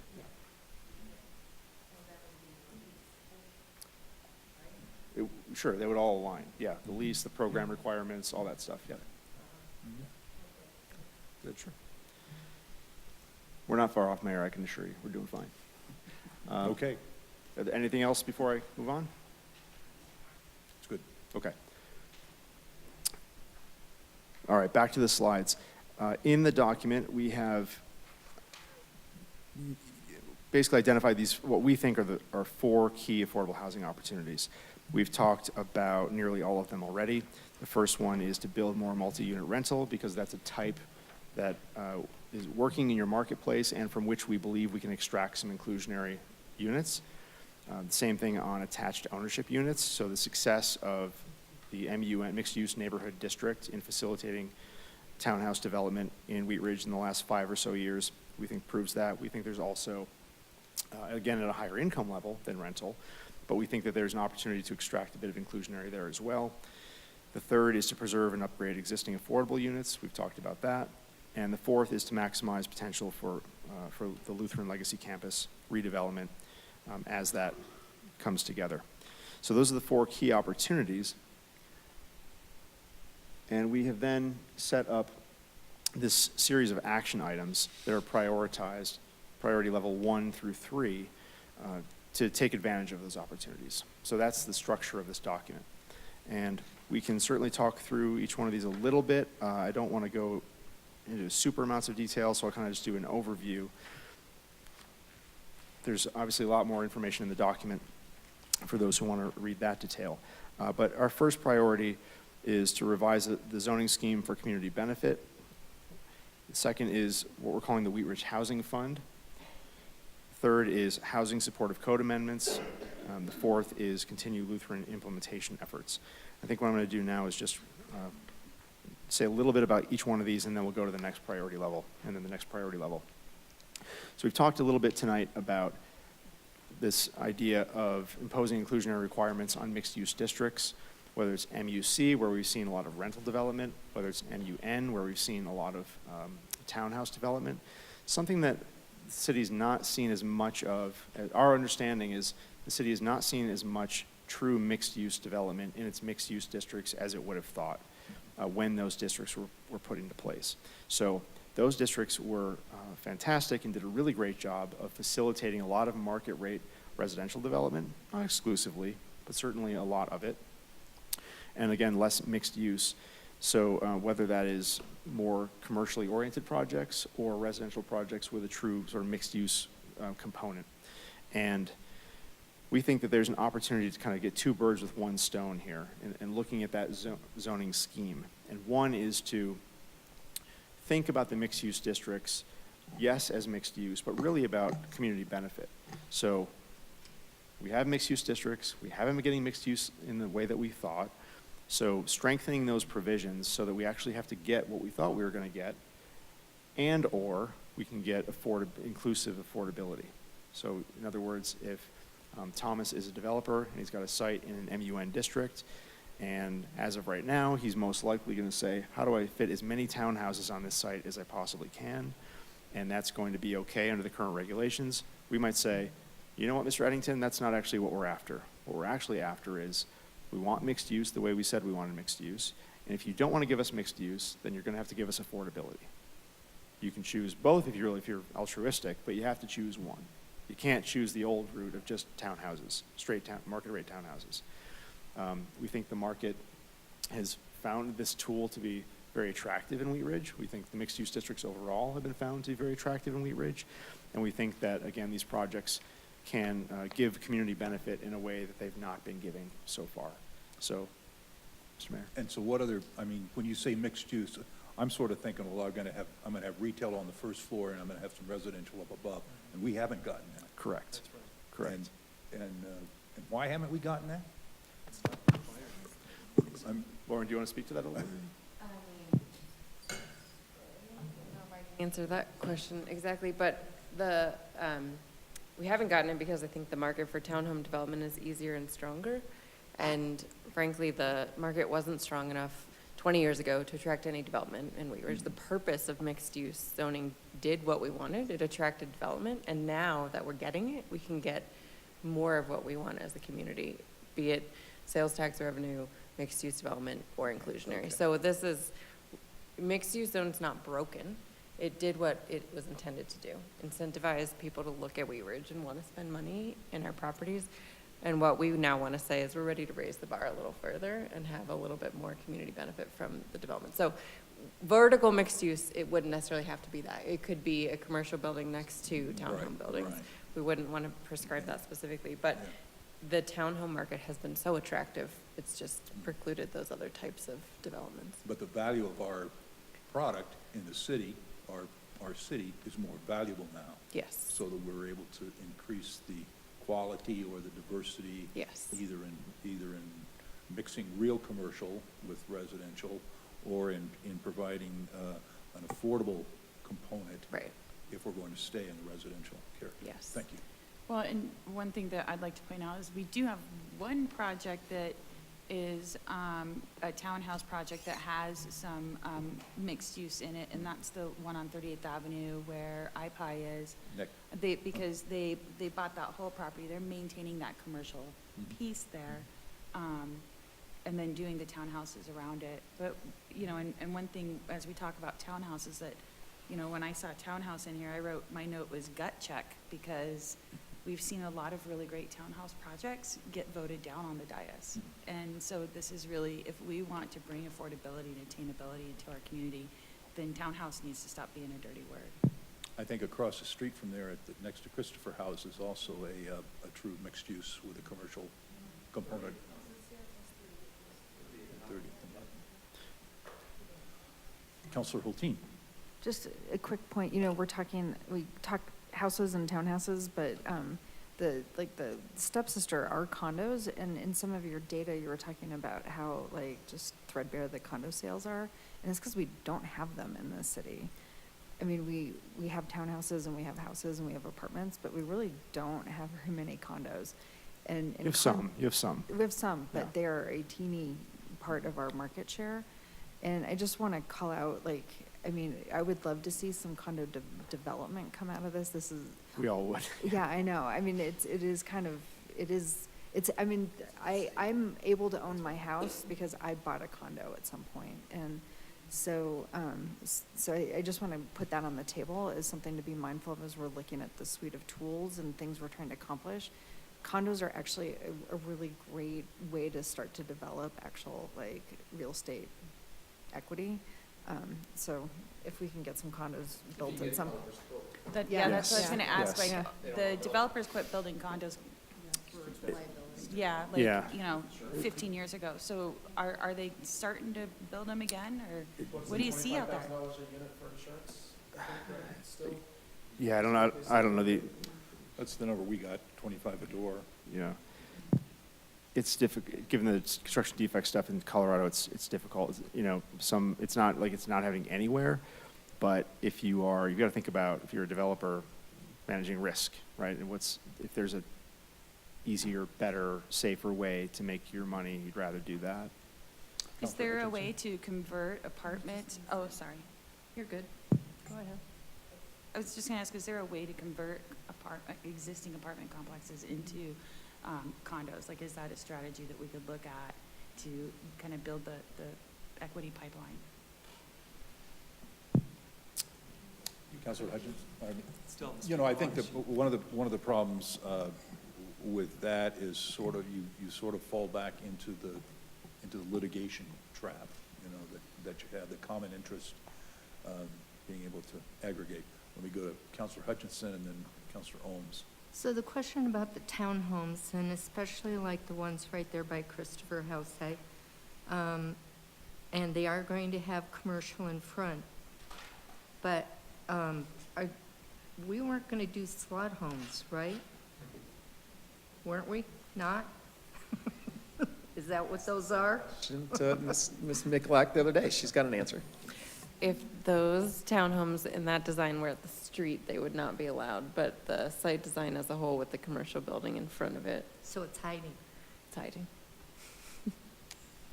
Yeah, I mean, the purpose of our code amendment a couple years ago now was to regulate the design of townhomes and how they orient it to the street. So for these rear-facing buildings, they have different rules that apply. Yeah.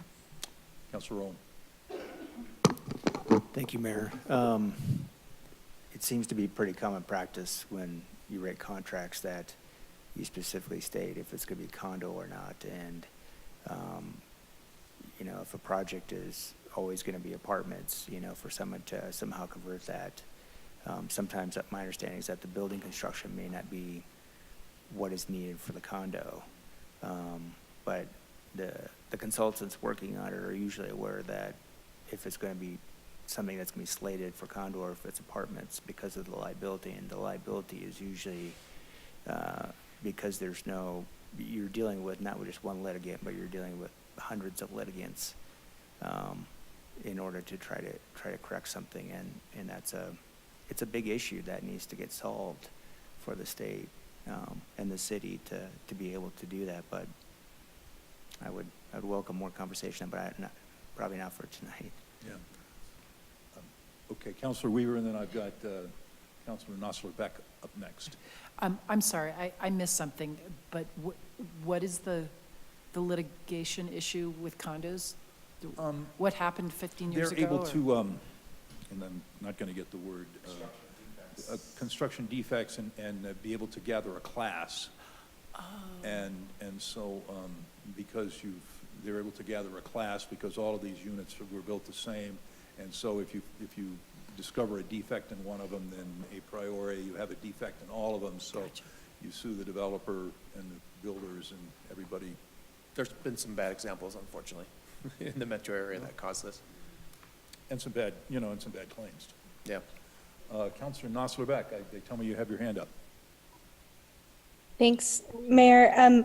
I just wanted to thank Lauren for that clarity on the mixed use and kind of giving some of the history of how that zoning works, that it can be malleable and we can step up the bar. And I do think it's interesting, the condos piece, just from some of the work that I've done in state level policy. I'm really familiar with a lot of that knot that we would have to untie with some of the condo pieces. But is it possible with the mixed use where we could start to consider maybe like condos instead of apartments or something like that in mixed use, and have some kind of incentive there? Yeah, so the zoning allows it. It's just, the question would be, I'm not sure whether there's an incentive that anyone's discovered yet in Colorado that would overcome the insurance risk. So it is permitted now. We've actually pre-upped with a company who wants to do a co-op, which is a little bit different than a condo, but trying to get creative. So it is permitted. It's really just these other market conditions that are preventing it from coming to fruition. Thanks. Eric? Okay. The last piece of the revised zoning scheme, and I want to say before we move on to this piece of it, unless and until conditions change where it's less attractive to build residential and more attractive to build office, commercial, or something else that would constitute mixed use, we think you stand a fairly decent chance of, if you don't get the mixed use, getting the affordable, because residential is still going to be attractive, still want to build residential, still where there's a lot of money to be made, generally speaking. And so that inclusionary affordable option may be a very attractive option as opposed to providing the mixed use. So just wanted to put that on the table. The last piece of this is we don't think townhouse is a dirty word, certainly, and we think that as MUN has sort of become the default townhouse district, we think there actually probably should be a townhouse district. And that, again, given the success of the type, given the development economics, that there's an ability to capture some inclusionary there. And so in your existing zoning scheme, you have an R1, an R2, and R3, and so we're sort of calling this an R, call it whatever you want, but R4 sort of becomes the next thing to have. And we think that an R4 district that could become the real townhouse district is something that the city should look at as well. Now that, by the way, doesn't preclude something that's not a townhouse, doesn't preclude something that is a different type, but I think given what we know about market conditions, that's the most dense type that would is likely to be built under that kind of scheme. So again, with inclusionary requirements. The next thing in the first priority level is the Wheat Ridge Housing Fund. It's a dedicated vehicle for collection and distribution of affordable housing funds. So it's not that there can't be other, I'm not a finance person or a municipal accountant, so I'm not going to pretend to know all the different ways you can collect and hold money here at City Hall. Patrick, I'm sure, could spend hours talking to you about that. Probably actually has in recent months. But essentially what we're thinking of is a fund that would be into which different sources of revenues would flow. That could be things like a future impact fee, if that becomes appropriate, any potential, if there's such a thing as an inclusionary fee in lieu, that kind of thing in the future, lodging tax, short-term rental revenue, those kinds of things. That could, one-time monies, leftover ARPA funds, what have you. It could be a variety of things. Kind of, it both matters and doesn't matter. But that fund would be the place that specifically pays for affordable housing activities from the city of Wheat Ridge in the city of Wheat Ridge. And there are different ways to think about doing that. It could be an opportunistic grant fund. It could be an incentive fund. It could be, there are places that do annual funding rounds. So for instance, you could say, this year the City of Wheat Ridge Housing Fund is opening its application round, and these are the kinds of projects that we're looking to fund.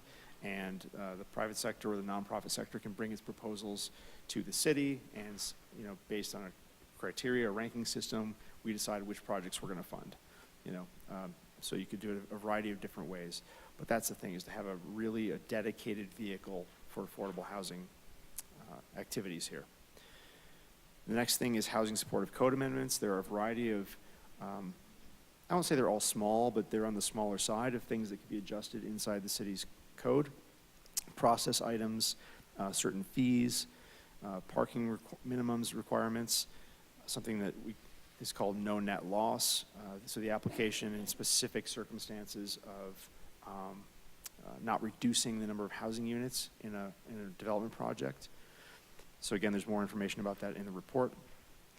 And then the last, maybe it's counterintuitive that it's a high priority item, but to continue the Lutheran implementation efforts, because the Lutheran project will happen on its own timeline, and it may not be as urgent as some other things in this list. But the point of putting it in the first priority level is really sort of to keep it top of mind, and really to be setting expectations with Lutheran and publicly about, again, not necessarily prescribing, because it seems that may not be appropriate in any case, but it also may be early, but rather just to continue to set expectations, continue to go through those conversations and those planning efforts as needed to make sure that when the day arrives, on the assumption that the day is arriving at some point in the next few years, that the city will be ready to engage in that. On the second priority level, we have housing staff. The reality is, whether it's the NOAA preservation, whether it is somebody somewhere, somehow, some way, as we envision producing affordable units with a compliance requirement. So for instance, if Thomas builds something in MUC or a future R4, and he's got an affordability requirement, and he provides the units, and we have to make sure that he's actually charging the rents that are right, for instance. And so who's going to track that? You got to have someone to do that work. And as that happens across, if we're successful, ideally, a lot of units, that all comes with this administrative burden. And so you've got to have sort of people to work on that. So not a top priority item, but certainly something that is important as you look at the portfolio of activities that are going to be undertaken in the future. The next one in the second priority level is the comprehensive plan. That's going to be really important. I'm sure you'll be having more conversations about that as 2023 goes on. But there are some big questions. This document itself raises some big questions about the future of land use in Wheat Ridge, about the role of the charter in governing height and density, about the kinds of housing that we're interested in having more of in Wheat Ridge or less of, and in what kinds of locations in the city. And those are comp plan questions, as well as really testing and vetting what we all think is a strong commitment to affordable housing, but the comp plan is a great place to really test that and reaffirm that commitment. The naturally occurring affordable housing preservation program, we've talked about that, I think, at length already. And then in our third priority level, things that are not necessarily right in front of us, but will be a few years out, is to update the development code and the zoning map. Again, that follows on all the things we just talked about and what the big questions are in a comprehensive plan, and what the comprehensive plan decides about those things will drive what the development code looks like in the future and what the zoning map looks like in the future. We think again, if the comprehensive plan process suggests that this is a conversation the community ought to have to explore the role of the charter in governing height and density in the city.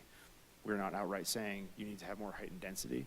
What we are saying is if you want more projects of the type that we believe can provide you affordable mixed income outcomes, and you want more of them and you want them in more places in the city, then that's something that's going to have to be looked at. And we would never suggest that you do that before you've done the comprehensive plan, because that's the big community conversation.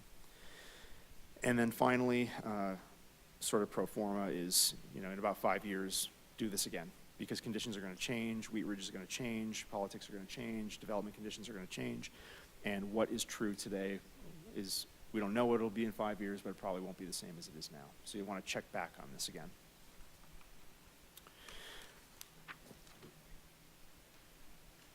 Oh, I should have been running through those slides. Anyway, and this is organized in a bit of a timeline. This is all flexible. This is subject to events happening on the ground. This is subject to city work planning and all that, but a rough approximation of when we think these things are achievable based on kind of what we know is coming up in the next few years, what staffing levels look like, et cetera.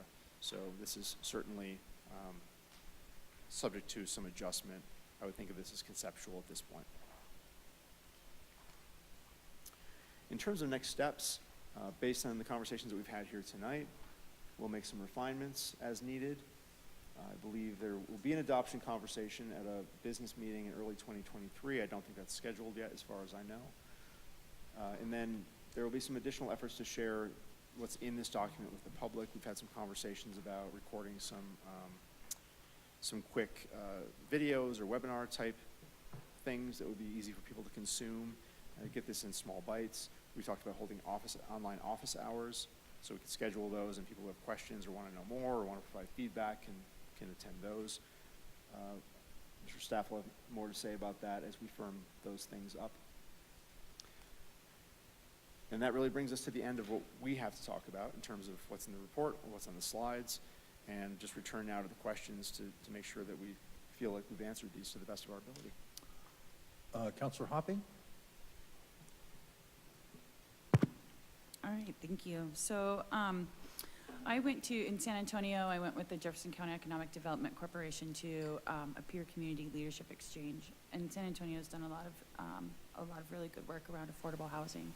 some things that they have in San Antonio is, it's almost as big as Jefferson County. So things that we don't necessarily have at Wheat Ridge. They have land, they have money, they have a funding mechanism, and they have a 10-year outlook for that funding mechanism. And they have one elected body that is driven to get there. But some of the things that they did are things that we could potentially implement. And they have a housing authority, which we have an inactive housing authority, and I didn't really see anything addressing the housing authority in the plan. And they have kind of like what we started nicknaming the easy button, and like the Staples, that's easy. They have a liaison that works very specifically just with affordable housing. Now, I did see that addressed in this plan as neighborhood and housing services. And that was one thing that we could bring back.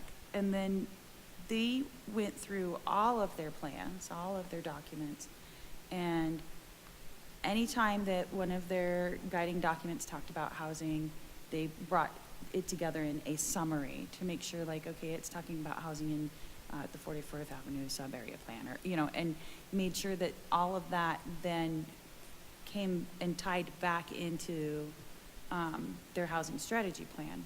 And I didn't really see any kind of conversation around that activity happening. So my question is, with the staff, right, the neighborhood and housing services, how would that necessarily, like, they have a chief housing officer and 9 departments and 100 people, which we will never have.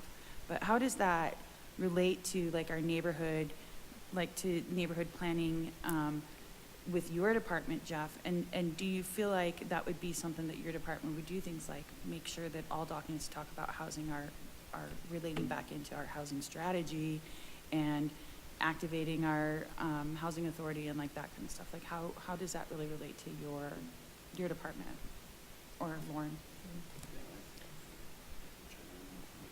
So we don't have a housing expert on staff. I tried to wear that hat for a couple years as the liaison to the housing authority, but that's not my job, which is why we wanted to make sure that that's included in here, because a lot of the longer term programs require that. As for the housing authority, our current housing authority is not equipped to be a traditional housing authority. It was never conceived that way. Amanda's probably heard some of this background. The Housing Authority was created in 2001 for the specific purpose of receiving a grant that the city matched for a specific program, which was buying and investing in homes for income qualified individuals to buy at a time when the market allowed that to exist.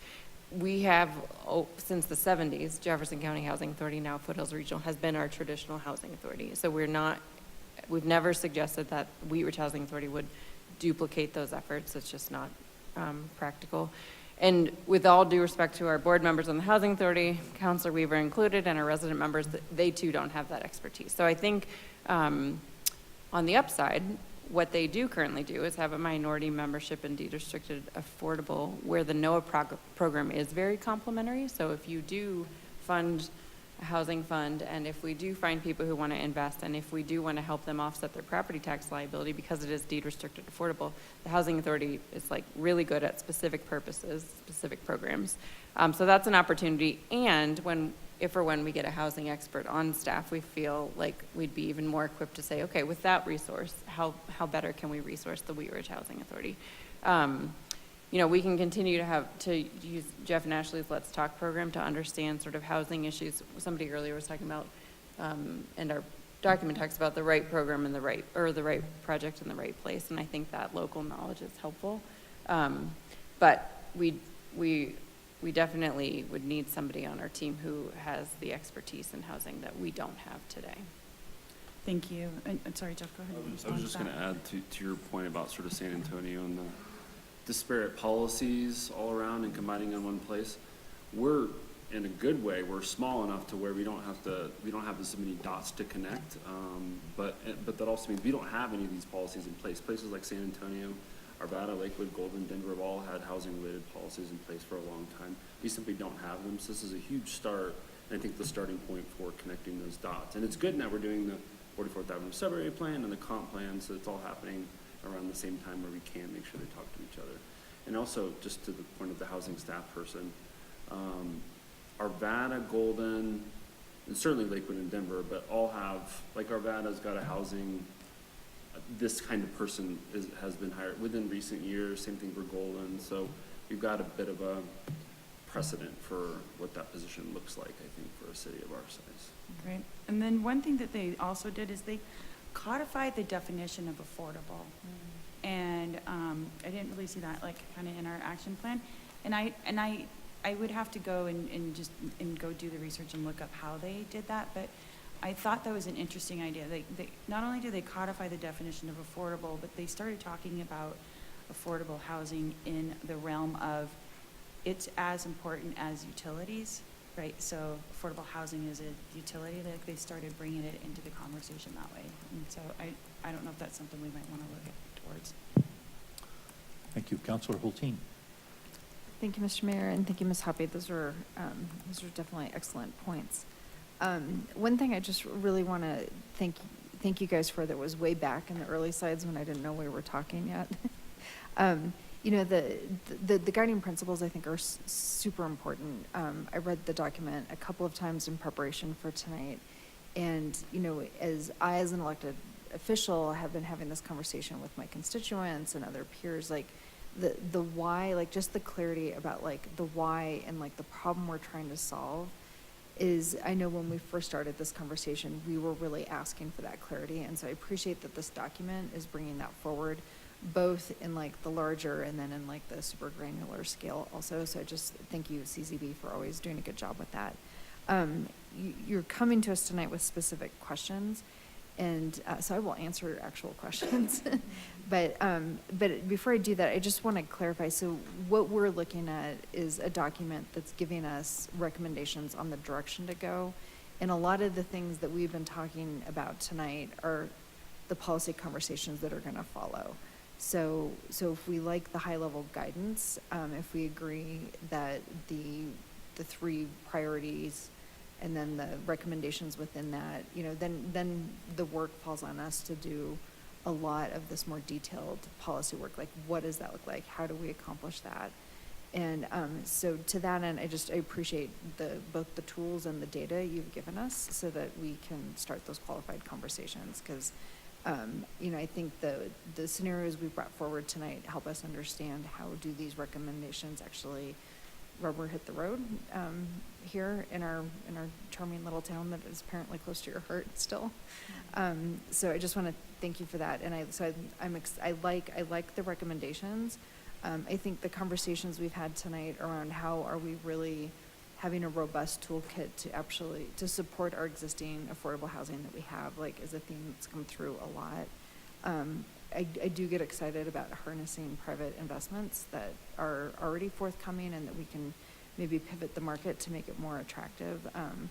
But I really feel strongly about, you know, we do have some affordable housing and we want to preserve it. We don't want to be displacing people. So strengthening those and then looking for how do we attract investment on our corridors, that cross correlates with a lot of our existing plans that we have. And then the one thing that that I've grappled with, like right off the bat, and it still isn't clear to me, is I do feel like some of the priority one recommendations to me feel like a little bit of the cart before the horse on the comp plan.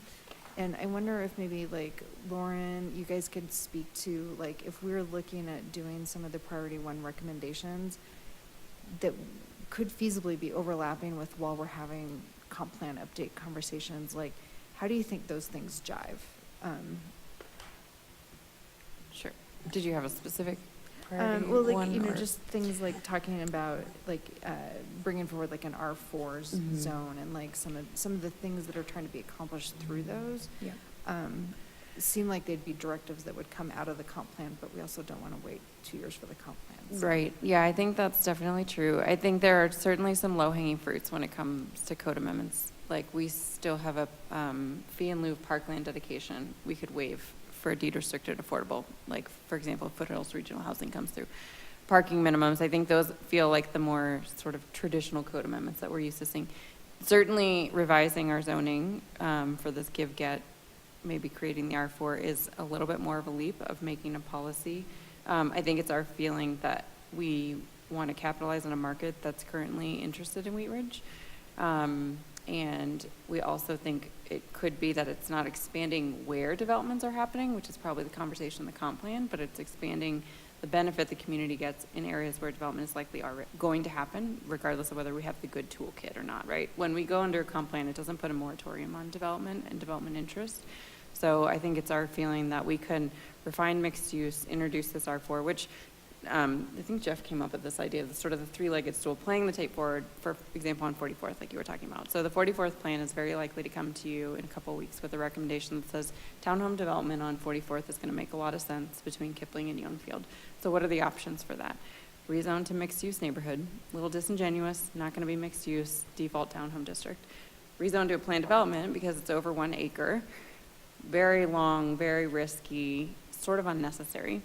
Or what could be a rezone to R4, we know what we're going to get, developer knows what they're going to get, and we're going to get a little bit of a benefit out of it. So it's an interest that's going to be there before and during the comp plan in a location that we would maybe already have a document that says townhomes are fine.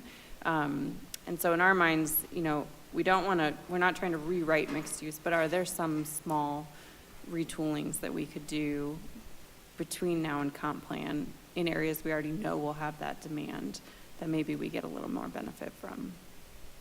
At least worth the conversation in our minds. I was just going to add that I think all of these tools can apply and be used actually under the existing comp plan if you want to think about sort of that angle of it. So say we create an R4 zone district, it's sort of a floating zone district. We're not assigning it to any area. So it could be, a developer could come in and say, hey, I want to use this R4 district. We would still have to find compliance with the existing comp plan.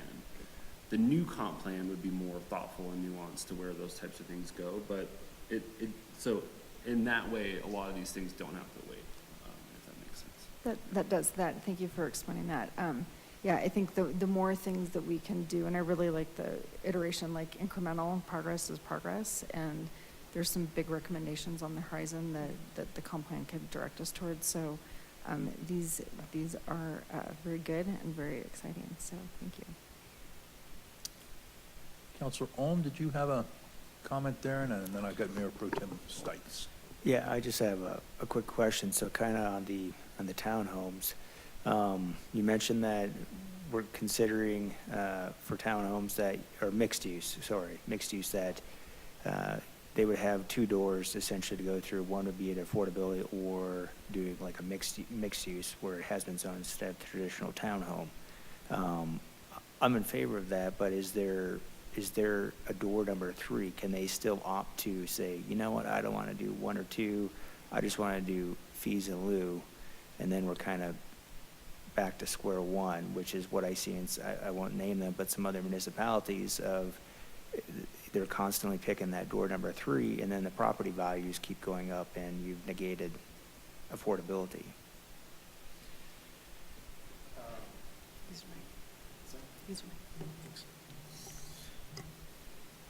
Yes, so I think if I'm following your question correctly, and you were in a mixed-use district, you said, forget this conversation ever happened, right? I want to be subject to the rules I was subject to in 2021, 22. Now you're giving me 3 doors. I've got to walk through one of those doors, and I don't like the mixed-use door. I don't like the affordable door. If there's a fee in lieu door, I want to do that. Is that what you're... Yeah, I just want to know, do we still have to give them door number 3? I think we have to think about that a little bit. See, the thing about the R4 district is what's great about it is it doesn't exist today, right? And so if it doesn't exist today and it exists tomorrow and Thomas wants to do that project, he comes in and says, I want R4. We say, great, here you go. Here's the conditions for R4. It's a slightly different situation from an existing established MUN district. And whether or not we can get away with offering, I guess we probably have to think through carefully how we would set that, how we would establish that set of requirements, how that would be set up. When you have an inclusionary requirement, you have to have an alternative means of compliance. These would be ownership, right? So an ownership and rental act a little bit differently. But it's a good question, and I would say we maybe, as before it comes back for adoption, maybe something we can do a little bit more work on, is think that through a little bit more carefully, get you a more coherent answer. But it's a question worth asking, which is, to the extent that we don't have to offer them a cash in lieu option, can we just take it off the table and say, you have to give us one of the two things that we say we want? I think that's, Scott, where you're going, right? At the end of, yeah, okay.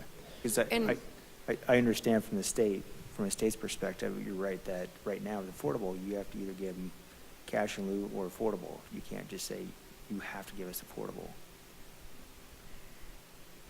Yeah, I would say from a, in just weighing whether cash in lieu or an impact fee makes sense, those are policy questions yet to have and to be calibrated. But at a high level, I think we think that that's a win, right? Like, unless you said your policy goal is specifically to increase the number of affordable townhomes, which we haven't heard. We've heard like diversify and do good where we can do good for the households we can do good for. A cash in lieu option will go into a housing fund that does good somewhere else in the city. So it's all better than we started, I think, in our minds. Like, there's a lot of detail and study to be done to make sure it has the outcome and, that we get that fund or impact fee paid. But I think that's still a win, different type of win, but definitely still a win. Thank you. Mayor Pro Tem Stites. Thank you, Mr. Mayor. I guess to answer your question, I agree with basically everything that you have laid out here. I haven't asked many questions tonight because I got a lot out of the document, and then a lot of the questions that have been asked have been really insightful. So I like the principles that you have set out because they're flexible enough to give us some, as things change over the next couple of years, we can always kind of play with that. I like the R4 idea because I agree with Lauren. I think the MU districts, it's a little disingenuous when basically all we're doing is putting townhomes there. And I don't know that was the intent, but it is good that we're bringing in that business now. Now we just need to start being a little more picky and choosy about how we implement that. The housing fund, I think, to something that Councilwoman Hulteen has brought up several times, using our short-term rental fees and different things like that to help feed that, and the in lieu of, because there are places where they're building a housing development, certain places, it doesn't necessarily, an affordable housing unit or two in there isn't going to do any good, or it doesn't fit, I guess, maybe. And I think, as we did the NRS and all that stuff, we talked about that, is you look around and one thing should kind of fit where it fits, and I think as our neighbors that came out for that, for the NRS, that was a big part of that document that was created, that, as they look around their neighborhood, they want the neighborhood to kind of make sense. And so if you're jamming townhomes in where houses are, and, it doesn't always make sense. So that in lieu of fee, I think, makes a lot of sense. And I think Councilwoman Weaver and I really like the naturally occurring preservation program. I think that's something, the sooner we can get that going, the better, I think, because we do have a lot of naturally occurring housing in Wheat Ridge that, and I think too, from a community perspective, we've seen this over and over, right? Every time a new housing development comes up, we get protests and petitions and blah, blah, blah. But if we can help reinvest into our community, and some of those landlords that have been here for years and years and years, and they look around and because I heard this several times, is, well, you guys give the money to the new guy, but I'm sitting here, I've been here for 40 years, and I've been giving back to the community, but I can't fix up my units, and you guys keep giving them money. So, if we can turn that around and help some of those landlords, on 38th and in some of our neighborhoods that can really help fix that up, I think our neighbors too would support that, because they look at some of those rental units that are slowly becoming dilapidated over and over again. I think about those 8-unit apartment buildings on 44th and off of 38th and different things like that. That it's not big, but if you can add just a little bit to upkeep and do that, I think that'd be good. As far as Lutheran goes, we're still thinking different mixes, right? We're thinking some affordable, some a little bit more market rate, that sort of thing, right? Because we heard that over and over in that conversation is, I don't want Section 8 housing going, that sort of thing. And I'm not saying that some of that shouldn't maybe be there, but you know, we're still looking at mixing that together, right? That's kind of where we're at with that. Right. There's nothing, I don't think there's anything in this strategy and action plan that should be in conflict with what's come out of the master planning process thus far for Lutheran. So it should all, again, if I were the future developer of that site, I should be able to take that document, this document, and look at that and say, okay, I have setting aside what might be in a regulation at some point or a zoning requirement, I should have a pretty good sense of what the city is after here and what they're trying to accomplish. And there shouldn't, I think you'd have to look pretty hard or be pretty imaginative to say that this is telling me to do something different than this is telling me to do. And within all that, there should still be quite a bit of flexibility to, plan that site creatively, I think. Well, I think you guys have done a really good job, and I know working with you guys before on different projects, you get the idea of like what Wheat Ridge is, and I think that this document kind of shows that too. And I would agree with everything, by the way, with what Councilwoman Hoppy brought into from her trip to San Antonio. I think adding some of that stuff in, maybe codifying what affordable is and that sort of thing is probably a good idea. But I really appreciate it. Thank you guys. Thank you. Councilor Weaver. I'm going to mirror a lot of what has been said, and I do like the recommended policies and principles. And I also really like the idea of a townhouse zone. Is that kind of what we're saying? Okay. And I really appreciated your explanation of sort of that mixed use isn't broken. It's been a tool, and now we're going to use it in a different way. So, thanks. Thank you. Councilor Hoppy. Thank you. So one quick thing, in the tools, there was, one of the tools was allowing or better supporting the development of small square footage residential unit sizes. What is our minimum square footage currently? For the actual unit, Mhm. we don't, only the building code creates a minimum. The Okay. zoning code doesn't have a minimum. But what is our building code minimum then? That I don't know off the top. Okay. We adopted the tiny home appendix, We so did. as Okay. small as a tiny home. Okay, is all our right, minimum. super. Yeah. And then the only other thing too is on page 51, says take necessary steps to establish a Wheat Ridge Housing Fund under the authority of City Council. So one thing I would like to see if I could maybe get support for is if we could add or designated agent in that. Because if we do end up with housing staff and we do end up with like an actual housing authority that would do that. So I just wonder if I can have consensus to add that language. So it would read, take necessary steps to establish a Wheat Ridge Housing Fund under the authority of City Council or designated agent. Or council designated agent. I would back you up on that. Would council still kind of have final say over that, or do you think like the housing authority? I don't know that if we end up with a housing staff, right, and that's their profession and their expertise, and they end up with like a housing authority or something like that, I don't know that we necessarily need to also see that. Currently, it would go to City Council or designated agent, so I suppose if we didn't feel comfortable, it's not going to automatically go to any other agent unless we designate it. City So council it would gives have us the the, opportunity to designate it. yeah, and, I mean, language as it is would give you that authority too. City It does. council can, yeah. Okay. Yeah. Yeah. Yeah, so city council could decide we're gonna give it to Designate the it housing somewhere. authority, Okay. or I don't think you need to change it, honestly. Okay, super, great, thanks for that. I appreciate all the work, and I look forward to, I guess I would say this is not the first time that CZB has come to us and told us that we need to walk and chew gum at the same time. And we've done successful with that in the past, and so I look forward to starting on our priority ones, and hopefully we'll get a consensus to move this forward tonight. Councilor Nasser Lebec. I didn't have anything to add. I just came on camera so that you could see I was nodding. I liked the additions that Councilor Hoppy threw out there. Thank you. Eric, I just had a couple of things in connection with sort of the naturally occurring affordable housing. We have, it seems like quite a bit of that over in East Wheat Ridge, where Judy and I live, and Councilor Hoppy.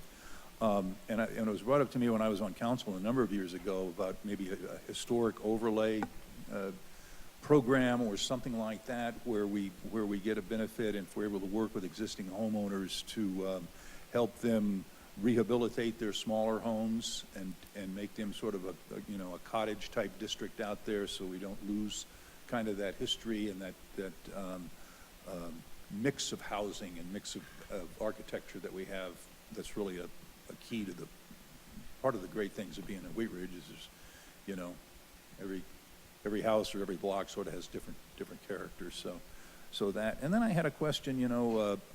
Proposition 123 has been passed, and that's going to interject some state funds into affordable housing. How do you think we should look at that? How do you think that sort of plays into our plan?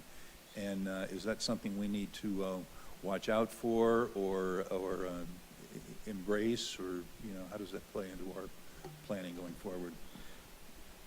Obviously, I think that's something that any of us care about affordable housing should be excited about. I'm not sure that it's fully clear yet exactly how all those funds are going to be spent, or how they're going to flow directly to the activities. My initial read is that much of it will be to providers, not necessarily directly to municipalities. And so, insofar as I think your most appropriate and your most active local actor is Foothills, that probably watching, to the extent possible, playing a role in and participating in, being active in those conversations to what they're doing and what their plans are would be the best way to think about a big part of that. Mm-hmm. I think there's a piece of it that's for municipalities, is for land purchases, if I'm not mistaken. Does that sound right? Land banking is part of it, yeah. Right, and I know there may be limited opportunities here in Wheat Ridge, but that's also something to keep your eye on. It's not really, we didn't do a lot of it, analysis of this or talk about this in the document itself, but with land being so precious, being such a scarce resource, if there are opportunities for, and you never know, none of us ever know what the future holds, opportunities for municipal acquisition of land sometimes come out of nowhere, sometimes they never come about, but it's always something to be thinking about as well. Okay, thank you. Any further discussion before we move to our next agenda item? Okay, well listen, thank you very much, Thomas and Eric. Great to have you with us again. Great presentation, very interesting topic, and looking forward to continuing the discussion and moving to the next chapter. Did we get an actual official consensus to move forward with the? We didn't. Well, okay. Raise your hand if you want to move forward with the action items as presented. Your hand? One? Looks like she popped back up I again. don't want to lose our counselor online, but it Here looks, she comes. Here she comes. looks Yep, like her we hands have, up. Okay, so we have unanimity amongst those that were able to make it to us tonight. So we'll look forward to your final report. Thank you. Thanks so much.